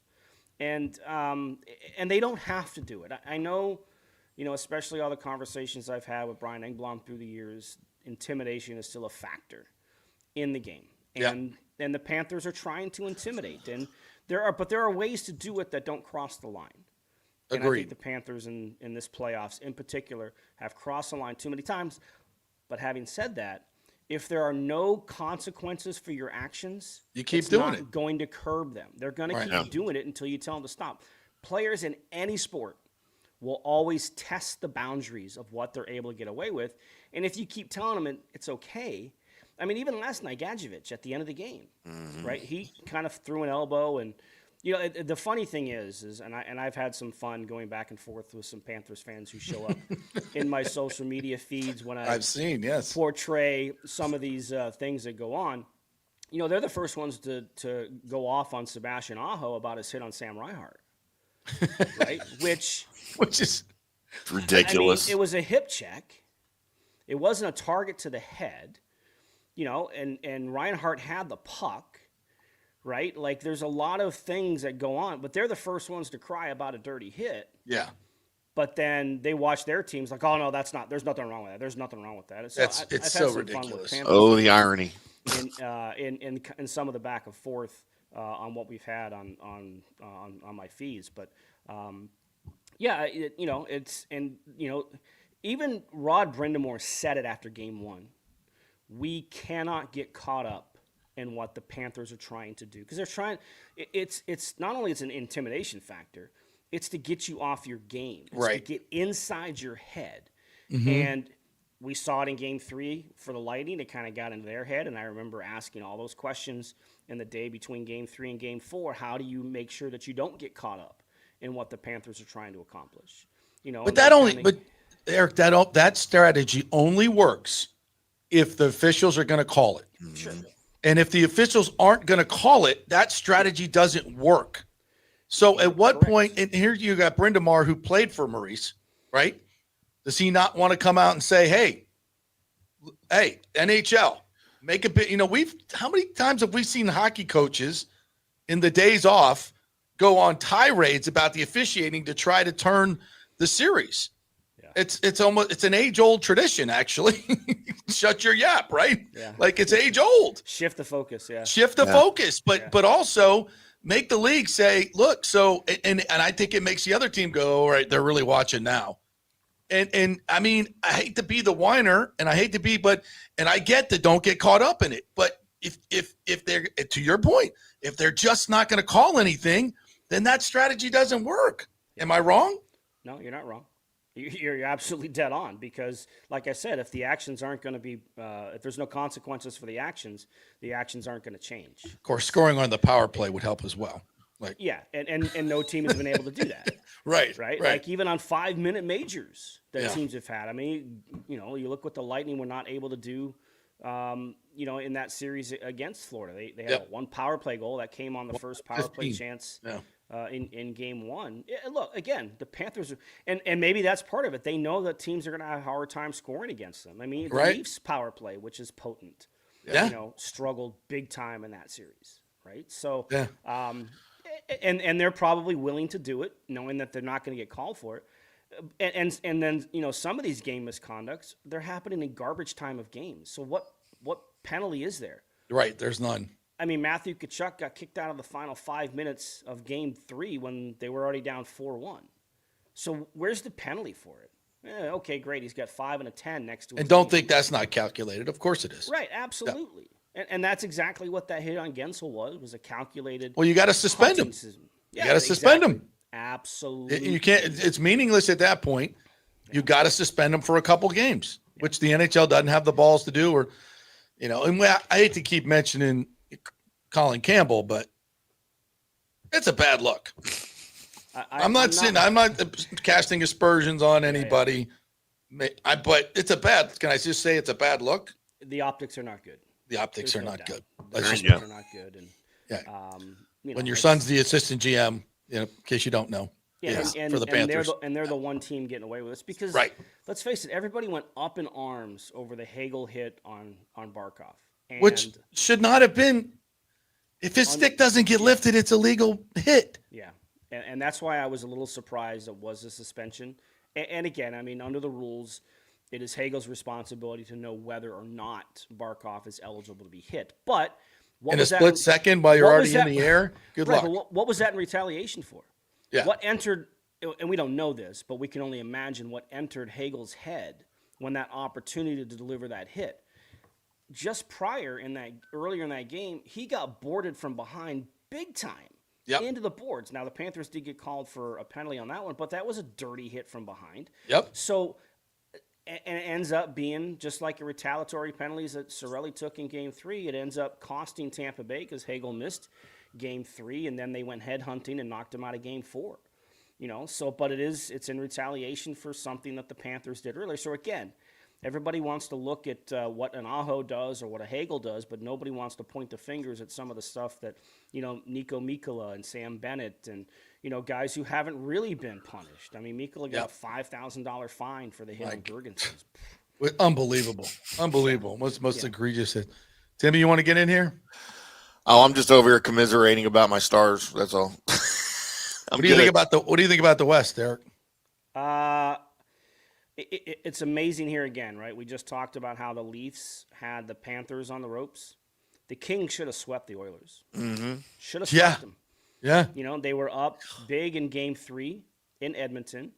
And then for whatever reason on a goal that Edmonton tied the game in Game 3, Jim Hiller decides to challenge it for goalie interference, which he was never going to win. And you put one of the greatest power plays in the history of the NHL back on the ice, and they score to win the game. I mean, the Kings had the Oilers on the ropes. They should have been done. They should not have won a playoff game, and here they are up 2-1. And again, you talk about teams learning how to win. I mean, how aggravated has Connor McDavid been anytime anybody asks him about how well the Oilers defend now? Yeah. Well, Connor, there's a reason why people are asking this question, because you didn't know how to defend as a team. Yeah. You know, and now you've got, Draisaitl's name is coming up in Selke conversations. Right. So they Imagine have that. learned to maybe curb a little bit of their gaudy offensive numbers for defending. Now, they didn't defend very well against the Kings, but the playoffs has gone along, I mean, they were great against Vegas. They were fantastic. Yeah. And against Vegas, I thought Vegas would have won that series. Mm-hmm. Now Mark Stone getting hurt, and Aiden Hill wasn't very good in net for the Golden Knights. But again, I would have thought Dallas. I think Dallas is arguably right there on par with the Panthers in terms of the type of team and the type of game that they can play. They need more out of their top guys, right? Tim, you mentioned Jason Robertson, who's coming back from injury, and we don't know exactly for sure what that injury was and how that's affecting his game. They've had to ride their defense pretty heavy, and Heiskanen coming back. Look, it is tough to miss the amount of time that Miro Heiskanen missed with the injury that he had, and jump right back into late playoffs, like late round playoffs, and playing basically every other day. I mean, that's tough. That is a grind for anybody who's in peak condition, let alone trying to work your way back, because you can never replicate game speed and game conditioning in practice. You can't do it. And he's expecting him to go out there and play 30 minutes a night like he normally does. It's a tall task, and he's certainly young enough to be able to do it, but you see the effects that it's having on him. So and then having to chase McDavid and Draisaitl around, because that's the matchup that certainly Pete DeBoer wants. And having said that, they could win Game 4 tonight, and it's a 2-2 series going back to Dallas, and then it becomes best of 3 with 2 to 3 games in Dallas. So, but I like the Stars. I still like the Stars. Jake Ottinger has a very good reputation of bouncing back from these type of games. But the story for Edmonton is Stuart Skinner. Yeah. I mean, what an incredible comeback. I completely overlooked him. Yeah. I didn't expect this. Everybody Many of us did. Yeah. Especially after he lost the net in the It's going to be liability. Yeah. The only reason he's in is because Pickard got hurt. Yeah. Right? And now he's got, 3 shutouts in his last 4 games, and he was brilliant in the first period on Sunday. I mean, I know the score was lopsided in that one, but Dallas had a lot of the better chances. If anybody sees Money Puck, anybody goes to moneypuck.com, they have their deserve to win-o-meter. Yeah. That they have based on scoring chances. Dallas at one point in that game was 75%. Yeah. Deserved to win. They were down by 3 goals. Stuart Skinner. These playoffs have been a contradiction and crazy times, but that's what's great about them. So it's absolutely great about them. So, all right, Double E's, great stuff as always. Tell everybody how they can get Lightning Insider. It's a must-have if you're a hockey fan. Yep, lightninginsider.com is the website. You got 2 opportunities. There's a monthly plan. There's a yearly plan.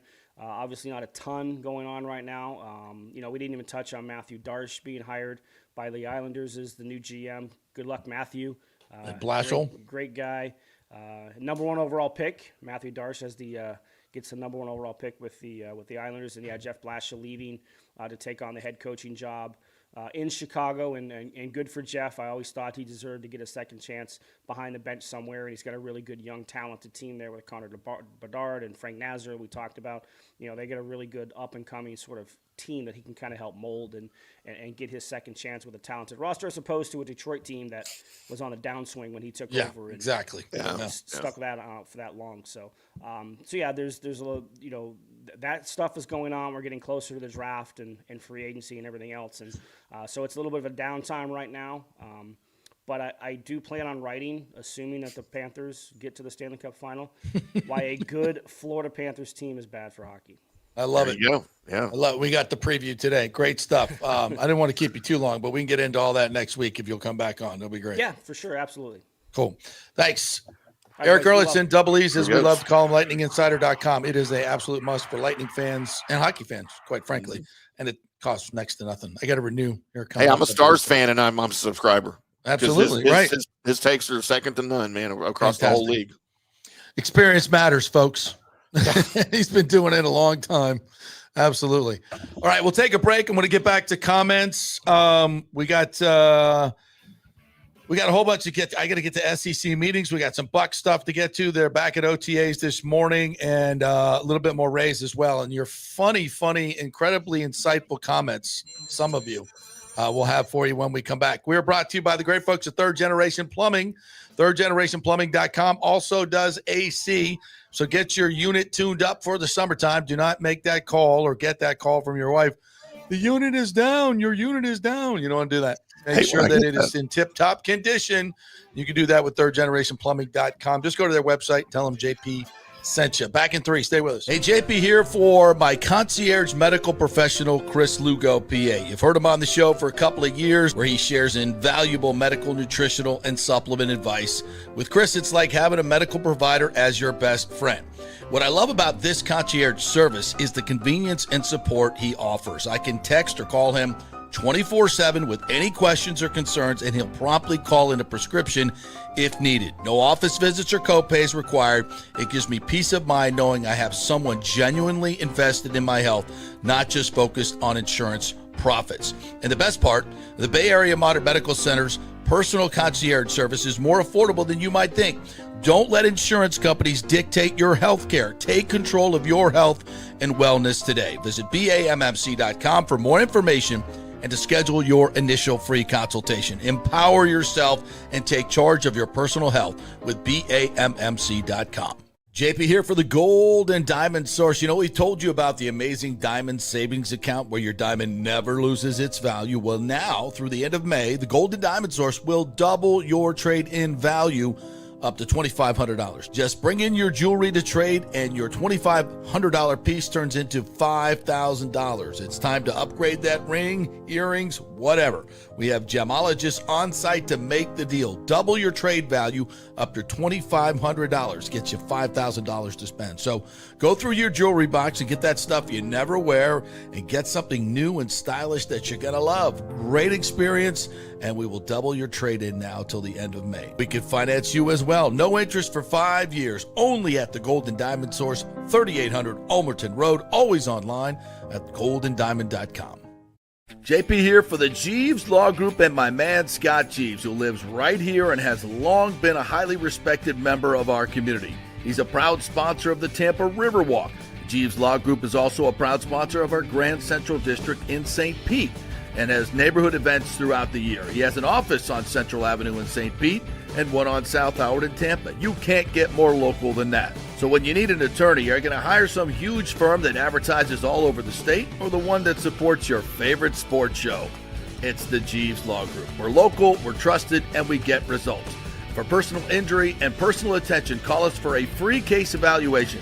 That's 8889-JEEVES. That's 8889-JEEVES. Hey, Tampa Bay, it's time to get your AC unit ready for summer. And here at Third Generation Plumbing and Mechanical, we recommend getting ahead of the game, keeping your family cool before the hot summer months with one of our maintenance agreements in the hopes of avoiding the dreaded emergency service call. Our maintenance agreements include: we'll test the electrical components, check and tighten high and low voltage wire connections. We'll check the refrigerant for manufacturer's performance levels, test thermostats, calibrate if needed, clean the evaporator coil and condenser coil, and clear and treat the drain line and drain pans. Just call us at 813-961-8024 for the special rates, and a human will actually answer. 813-961-8024, or go to thirdgenerationplumbing.com. Let's go. Right now, back to the show on FanStream Sports. All right, welcome back to the JP Peterson Show, brought to you by On-Site Construction and Restoration. Their great website is onsiteconstructionfl.com. You see it right there. So if you're thinking about doing some restoration, or you had some contractor work done for the hurricane and maybe it didn't turn out like you like and you need somebody to fix it, they can do that as well. Great folks over there. Jason Fawcett is the proprietor. We've had him on the show a few times, so you get to know him. Does fantastic work, him and his great construction crew there. Over 20 years in business here locally, tons of 5-star reviews. Finding a contractor that is honest is not easy. And so these are great folks, and they get the work done on time and on budget. OnSiteConstructionFL.com. Tell them JP saying it. All right, little Bucs news from our good friend Greg Auman, who was out there. Baker Mayfield in attendance for today's first day of voluntary OTAs. Desmond Watson and Shiloh Sanders are also there. I would hope all the rookies are there. Yaya Diaby and Kalijah Cansey are there. Once again, voluntary, so don't have to be there. Wirfs and Luke Gedeke are not here, and I'm fine with that. Yeah, what's the point? They don't need to be there. Antoine Winfield doesn't need to be there either, but he's there, coming back from an injury-riddled season. Punt returns, Trey Palmer, Tez Johnson, Jalen McMillan, Cam Johnson, and Emeka Ibuka working those out. Well, Tez already told you guys that it's his job, so I don't know what the rest of those guys are doing. Yeah, what are they doing? I mean, just back off. 75 in attendance, 75 plus. So, Hassan Reddick, we've not seen. Don't count me on that. At least it has not been. Yeah, I haven't said anything on Greg's. I would like to see him there. Yeah, I would too. For obvious reasons. Yeah, I think he needs to be there. Plus, given his situation. Like, just as a show of good faith, right? Like, hey, I'm part of the team. Yeah. That's an interesting one. I mean, and you know what? He could have something going on and the team's fully excused it and said, you know, hey, you're fine. But still, I'd like to hear that reported if that's the case. Desmond Watson is a big man. But he's lost 27 pounds. He can't move. I was just watching video of him running here from Pewter Report. Oh, it's ugly watching him try to move around on the running stuff. Running in quotations. It's funny to try to watch him skip. Yeah, do the skip that dude when they do the calisthenics. Like, yeah, some guys are hopping and they're just like got huge air, and this guy's like, he barely gets his feet off the ground. He can't. I think he's a project. Did you hear what Todd Bowles said about him though? He says they would really like to get, because even at Florida, he was only good for 2 or 3 plays each drive. You know, he wasn't in there a lot. Todd Bowles came out and said, we'd really like to see him full. If he's going to play, we want to see him play. Like, there's no chance that he can ever get that kind of conditioning. No way. And listen, he had 4 years at University of Florida to get that under control. I don't know, maybe he didn't. I mean, how much more motivated do you need to be? You're at the University of Florida in the SEC with an NFL contract waiting for you. And, had he lost, and I'm not trying to be mean or fat shame the guy. It's just, this is sports. Okay. Yeah. But I have had people, you see people come at him, he's just a big, whatever. It's just sports. It's a meritocracy. And he had an opportunity to lose a lot of weight. And I'm guessing folks at University of Florida tried to do that and encourage him a lot of different ways. And it just never really happened, but we'll see if, this is a different deal. It's pro football now. So we'll see. And I wish him all the best. If I'm a Bucs fan, I wouldn't, he's going to be our tush push guy. Yeah. I don't know about that. Just because you weigh a lot doesn't mean you're a good football player, and you're gonna, and you can stop people. That does not move doesn't very correlate. well. And you got to kind of move on the tush push, right? Even if it's not going the other way from where you are on the line, you still got to be able to get there. You got to be an athlete. Yeah. It's not, otherwise we'd see a lot of really fat people playing football. It's a fun story to follow for sure this offseason, but I wish, of course, we're rooting for him. Yeah. I'm just saying, if you're a Bucs fan, I see a lot of Bucs fans, we get them a lot of attention. Yeah. It's, he's the tush put, blah, blah, blah. He's going to be lining up next to Vita Vea. They'll be unstoppable against the run. I'm like, give me Kalijah Kancey. Yeah. He's a football player and a really good one. So and I kind of feel like he's getting short shrifted because everybody's talking about this guy. It's like, no, let's let him be in a practice squad this year. If he can help us for one game, great. But just let him. He's a project. He is just like Chukwuma, another project. And look at that guy's body. Holy hell! That kid, should be talking about him. He's not ready. He's not close to ready. Not close to ready, but he's got an opportunity to be kind of a DeMar Dotson. Once he learns the game, like DeMar was, I think, played 2 years of college football. He was a basketball player. Once he learned the game, he was really good. He was one of the best right tackles in the game. He was really, really good. Great feet, 6'9", 320, really, really good. And this guy, Chukwuma, has an opportunity to be there. Grew up as a soccer player. And you could see his athleticism, how he gets off the ball, just how balanced he is. And he's an athlete. That dude he once he learns how to play at this level, he could be a great find for this team. Right. All right. Back to comments. Nathan Elliott, good morning to you. Says Vita Vea and the Bucs D line have stopped the tush push plenty of times in the past. Not plenty of times. Not plenty. I think 3 times they've stopped it. The Bucs do not need him, but an ass and mass will be helpful. Ass and mass.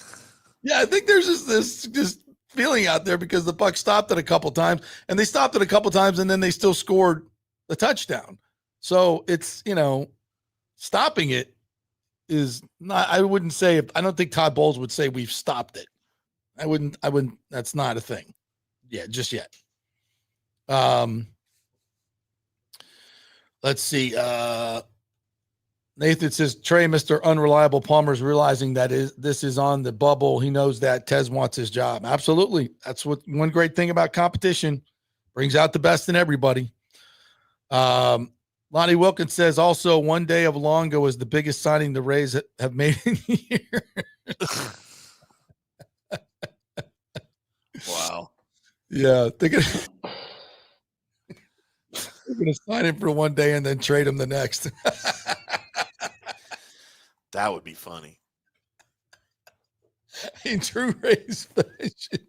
After he throws out the first pitch, you're like, the Rays would like to announce we're trading the rights of Evan Longoria to the Baltimore Orioles. Trading the retirement rights of Evan Longoria for a player to be named later. To the San Francisco Giants so he can get his send-off there as well. Oh, my Lord. So on brand, though. Here, tweet that out. JP says, the Rays have signed Longo for a one-day contract. He will be traded the next day. Yep. Lonnie asked, JP, are you going to the Rays garage sale to buy some water damage goods for charity? So they've announced this charity yard sale. Like, what? Is it for charity or is it for Stu? Yeah, let's see the books afterwards. Yeah. But what are they selling? Is it like the used equipment, I guess? I mean, mold infested seats from Tropicana Field. God, I can only imagine. Dugout water. All the sheetrock they had to pull down. They're going to take the flood waters that are now in the dugouts and bottle it from the last few weeks and bottle it up. Raise dugout water, $10. But it's going to charity. That'd be a lot more than $10. Yeah. $20 for raised charity water or raised dugout water. Oh my Lord! You're selling pieces of the Trop roof. What's next? What's next? Mold infested artificial turf. Get your piece now. Ugh. Comes with black mold to get into your lungs. Buy you some bleach, you'll be okay. Yeah. Why aren't we Right selling before that? hurricane season starts. Why aren't we selling that? Smartass Rick says the Palau Pass, wasn't that the winning play in JP's fourth grade recess overtime game? The legend was born. Let me tell you something about my ring around the rosy. Every skills. sport in elementary school. There you go. What was the game where you held your arms out and then people tried to run through it? Oh yeah. What was that game? What do they call that? How many ulnar collateral ligaments did we ruin in that game? I mean, you're kids. It's flexible. Yeah. How about when Desmond Watson was like, what? Oh, God. Red Rover, send Desmond on over. Good Everybody were Lord. like, run for the hills. Run for the hills. I just falls down. Red Rover, that's what it was. Red Rover. Then you try to pick out the hottest girl. Like, send Jenny on over. Please. Hubba. Right? Might try to use that as a new bar trick. Yeah. Winnie Cooper, send her on over. Oh, Winnie Cooper. There ain't Winnie Cooper. Mike Edge says the Grand Prix of Monaco was this weekend. They do pit stops in 2.0 seconds. That's because they don't fuel, and they don't ever put fuel in F1 cars, and They don't? they don't refuel during the race. They give them all the fuel for the race, and that's all they do is change tires, and they allow like 30 people over the pit wall. Well, there's not a wall, but like 30 people to work on the car. That's how they get it done in 2 seconds. Literally have everybody and their mother. We had some bad pit stops. The rookie Oh, that started on the man. pole took out 3 of his teammates. Dude. His team members coming into the pit. That didn't, and slammed his car into the wall. Can we call that a rookie mistake? Definitely. What was his name? Schwartzman or Robert Schwartzman? Yeah. Yeah. For Prima. Yeah, I mean, we had everything in the pits. We had the fire. We had Rossi's fire. Yeah. That was scary, man. That was scary. And then we had the spin at the beginning of pit lane. And I mean, we had Yes. everything in the pits that you could possibly imagine, including some really bad pit stops. Yeah. But who was it that overshot in the key moment? Overshot his pit. yeah, I forgot who that was. Yeah, on his last stop. There was a killer. couple of them that did that. Yeah. And again, it's cold track. You know, I mean, when your track temperature's in the 70s, you're going to get that. I don't care how warm the tires are. But look, going to Monaco, Mike, I love F1. Monaco to me though has almost become unwatchable. Just because, look, I don't want them to change the track because it's one of the most historic circuits in the series, but the cars are too big for competitive racing. And I know they're shrinking the cars next year. Different chassis are going to be a little smaller. They got to do something about the track though. Somehow they need to rework it. I know you're in close quarters and tight turns. If you're going to run it there, there's not really a whole lot you can do, but Right. they've got to do something because the drivers hate it. The drivers don't even like it anymore. It's just How can they race? How can they race around when Mickey Rourke's out there with the electronic right with his cables whipping people? I mean, is he still doing that? It's one of the most That's embarrassing. still going on? movies. Look, for such a great movie, they got so many things wrong about What the movie cars was on that? the What track. was that? Iron Man 2. Iron Man 2. Yeah. You haven't seen that. Mickey Rourke's out there with his electric cables smashing F1 cars. Yeah, but they weren't F1 cars though. They weren't even close to F1 cars. They were like, I don't know, Formula 3 cars or something. They're so stupid. Wow. We do have the new F1 movie coming out though that I can't wait for with Brad Pitt. Yeah. When's that out? I don't know. It's this summer, right? Yeah. All right. We need another break real quick. Let's do another break. And when we come back, I want to finish up the comments, a couple other Bucs things we got to get to, and some other things. So quick break here. We're brought to you by the great folks at Bay Area Modern Medical Center. Get your concierge doctor in Chris Lugo with this modern medical system we have going on now. It's a complete farce. The stories I could tell you. But which is why you have to have a concierge doctor that speaks the language would be good. That's a kind of a priority in medicine, which you don't always get with your primary care physician, as I found out last week. Holy hell. It can be a problem. Got to have a translator. Wow. BAMMC.com. That's where you go to get your concierge doctor. Chris Lugo is the best in the business. Make sure you have somebody who knows what they're talking about, looking after your personal health and not trying to protect the bottom line of the insurance company. BAMMC.com. Back in 3.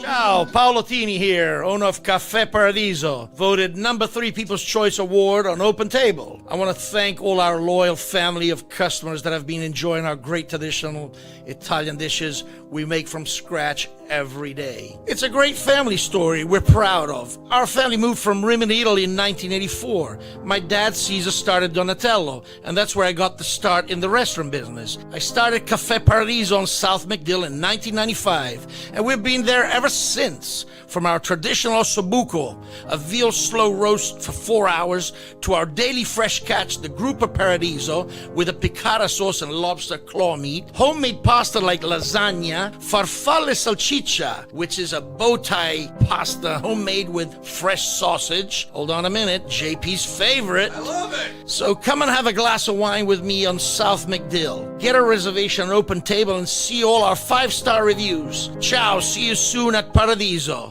Going through a medical emergency without health care insurance can cause you to go into crippling debt.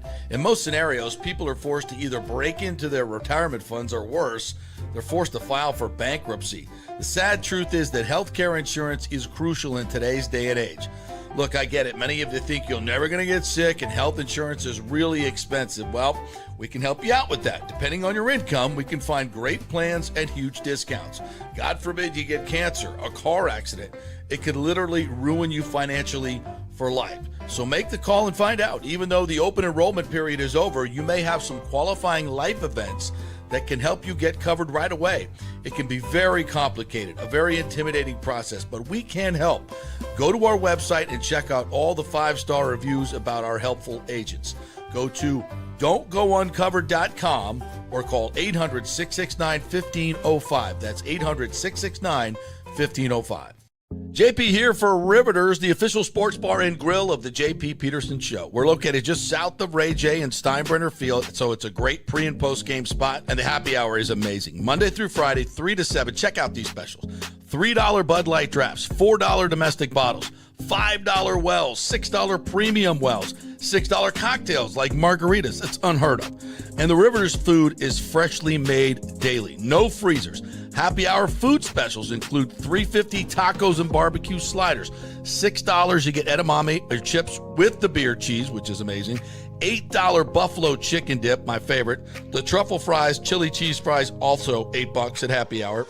As well as other specials throughout the week, including Taco Tuesdays, you get $3 tacos, and Wing Wednesdays, 7 o'clock to 1 a.m. in the morning, you get our amazing wings, 5 for $5 and $5 wells and wines. That's a good Wednesday night. So if you're tired of the preppy, overpriced, generic sports bars, come see the amazing, friendly bartenders and staff at Riveters, where customer service really matters. Riveters, just south of where the Rays and Bucs play. We'll see you there. JP here for my friend Jason Fawcett, owner of On-Site Construction. They do residential and commercial renovations and new construction. As a leading home builder and general contractor, On-Site Construction prides itself on transforming homes through superior craftsmanship, dedication to client vision, and an unmatched commitment to quality and service. It's about building relationships. We take the time to understand our clients' needs, preferences, and budgets so that we can deliver a personalized experience tailored to their unique vision. From the initial designs to the final touches, we're there every step of the way, ensuring that the end result mirrors your vision. Here are some testimonials from happy customers. G. Gibson says, no hidden costs, very honest, reliable, creative, and communicates well. Reasonable and fair with their pricing, no hidden costs. C. Smith said, did not disappoint. I'm very happy with the work. This company really cares and will take care of it. So if you're just thinking about building or renovating, give us a call and let's see what's possible. 813-579-5789 or check out our website at onsiteconstructionfl.com. Let's go. Right now, back to the show on FanStream Sports. All right, welcome back to the JP Peterson Show, brought to you by the Golden and Diamond Source. Just a few more days to do their trade-in match, up to $2,500 if you bought something there and want to bring something in for trade. They'll match it up to $2,500 to give you $5,000 of spending power at the Gold and Diamond Source. That's a great deal. So go in and check them out at Gold and Diamond Source, 3800 Ulmerton Road, about 15, 20 minutes from downtown Tampa with the new Howard Franklin. You zip right over there, and you can zip right back. Goldanddiamond.com is the website as well. All right, couple quick notes here. But did we mention that Baker Mayfield's out there at Bucs camp? He is. So Baker's out there. I didn't mention him, but yeah. All the new receivers. So that's good. Russia has been banned from the hockey Olympics. Not unexpected, but 1980 all over again. I just don't like it when we get the politics involved in the sports and the Olympics. Those Russian players have nothing to do with what's going on geopolitically in Russia. And they've been training their entire lives for this moment, and now you're taking that away from them. I just don't get that. No. Like, that's going to make a difference. Oh, boy, they're going to come to the peace table now. Hockey team can't play in the Olympics. Like, what is the point? How am I supposed to root against now? Right. What is the point? You know, I feel bad for Vasilevsky and Sergachev and Kucherov. You know, they deserve to be in the Olympics. Yep. They deserve to play for Russia. They have nothing to do with this BS that's going on over there. And what is it going to do? Like, what is it going to do? It's silly. It's not going to change anything. But now, if you're a man with an X chromosome and you want to get into women's boxing, that's okay. The Olympics will sanction that. But no Russians. Stupid. That's why the Olympics are stupid. Yes. I did not agree with that one bit. So I want to talk real quickly. I mentioned it earlier, but just to say it again. So I went to the Orlando City soccer game, which they have this beautiful stadium downtown, Inter & Co Stadium. Little bit of a rough area, but the stadium is really cool. And they built it for $155 million. It's got we looked it up. It's got this cool overhang, lots of great food and beverage options. Seats are great. Like, it's great sight lines. It's very tight. It's very intimate. The great vibe. They have a great section of their loyal fans. They have the drums going the whole time. Now, the game got really boring because the Orlando City went up 1-0 and they're playing Portland, and they just sat back the entire second half, which I just freaking hate that for soccer. I mean, every time they got the ball over midfield, and made a run, there'd be 4 people across midfield, 4 attackers. That's it. Like, no support, no nothing. It's like, we're just going to sit back here. And now that was the end we were on, by the way. We were supposed to be scoring in the second half, but it was just like, God, I hate that about soccer. But it was only about half filled on a beautiful Saturday night. So, of course, I had to take a shot at all these Orlando people that keep ripping us. And I'm like, wow. Beautiful Saturday night for an MLS game, and the stadium's half filled, and we bought tickets literally for $5. Wow. $5. Yeah. $5 on TickPick. We got 4 tickets for $20, and it was about probably 15,000 empty seats. I don't know what it seats, to be quite, and I'm not really picking on them, but it's just overall these Orlando people that just cannot stop getting out of their way to tell everybody how bad we are, that we don't. You guys have good baseball teams and you don't even fill the Trop and it's air conditioned. I'm like, you effing people have no idea what you're talking about. I've been covering this team for 30 years, since its inception, and they're terrible owners, especially this one is alienated teams. I mean, I'm not going to go into all the reasons we don't go to games. You don't effing know, but you're sitting here with a good soccer team who's in 5th place, I believe they are, and 25,000 is capacity, by the way. Yeah, and so is that it? 25.5. Wow, there are a lot of empty seats, but they say they do well in attendance. Okay, great, whatever. They're in the top 15 in attendance in MLS. Okay, great, but you only have 2 male professional teams, the Magic and you can't even support that, and they play 17 games a year, and you're not filling that stadium, but yet you want a baseball team and think it's going to be well attended for 81 games a year. Yeah, I don't think you're quite ready for the big leagues, Orlando. And that was my point, but of course that triggered those folks big time. So I know more about soccer attendance now than I ever really wanted to. They don't even average 20. They're according to this, they're 18th in the league, averaging just under 20,000 per game. And for 17 games. Yeah. In the good weather portion of the year.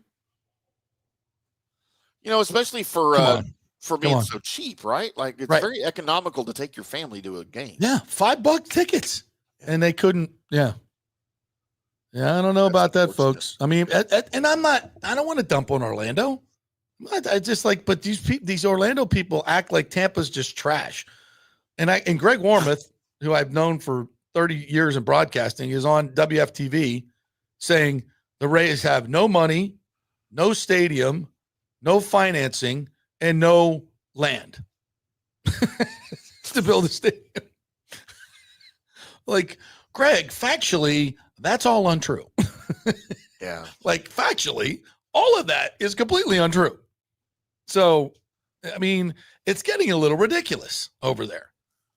Like Major League Baseball is not coming to Orlando, and the public officials know that. They're not falling all over themselves to say, yeah, we're going to do. I mean, you get a couple of knuckleheads, but they just want press.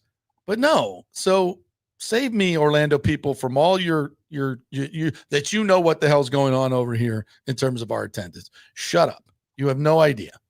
Oh, but you guys just don't even the playoff game. Shut up. Just shut up. I want to hear from you. All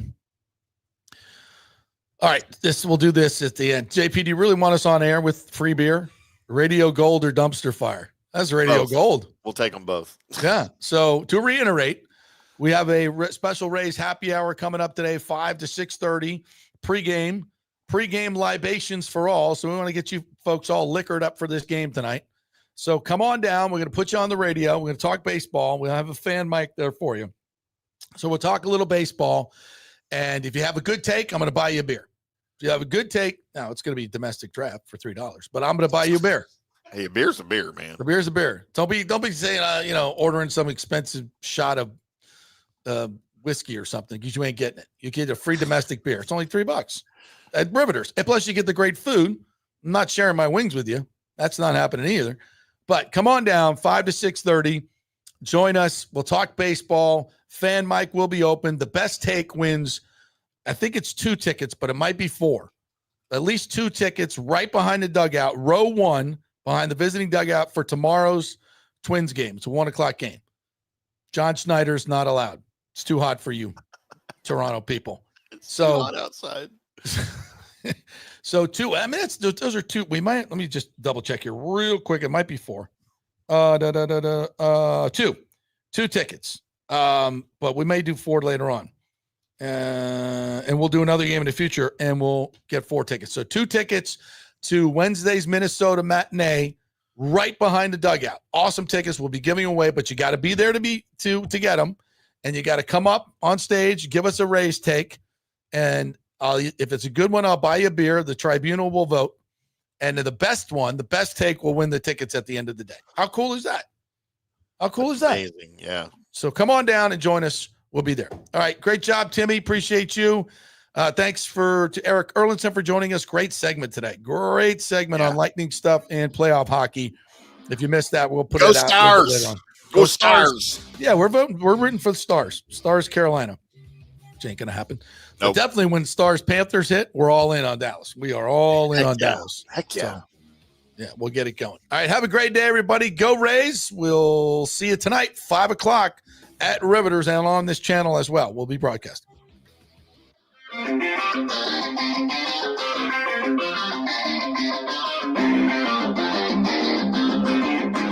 my blood work done. No.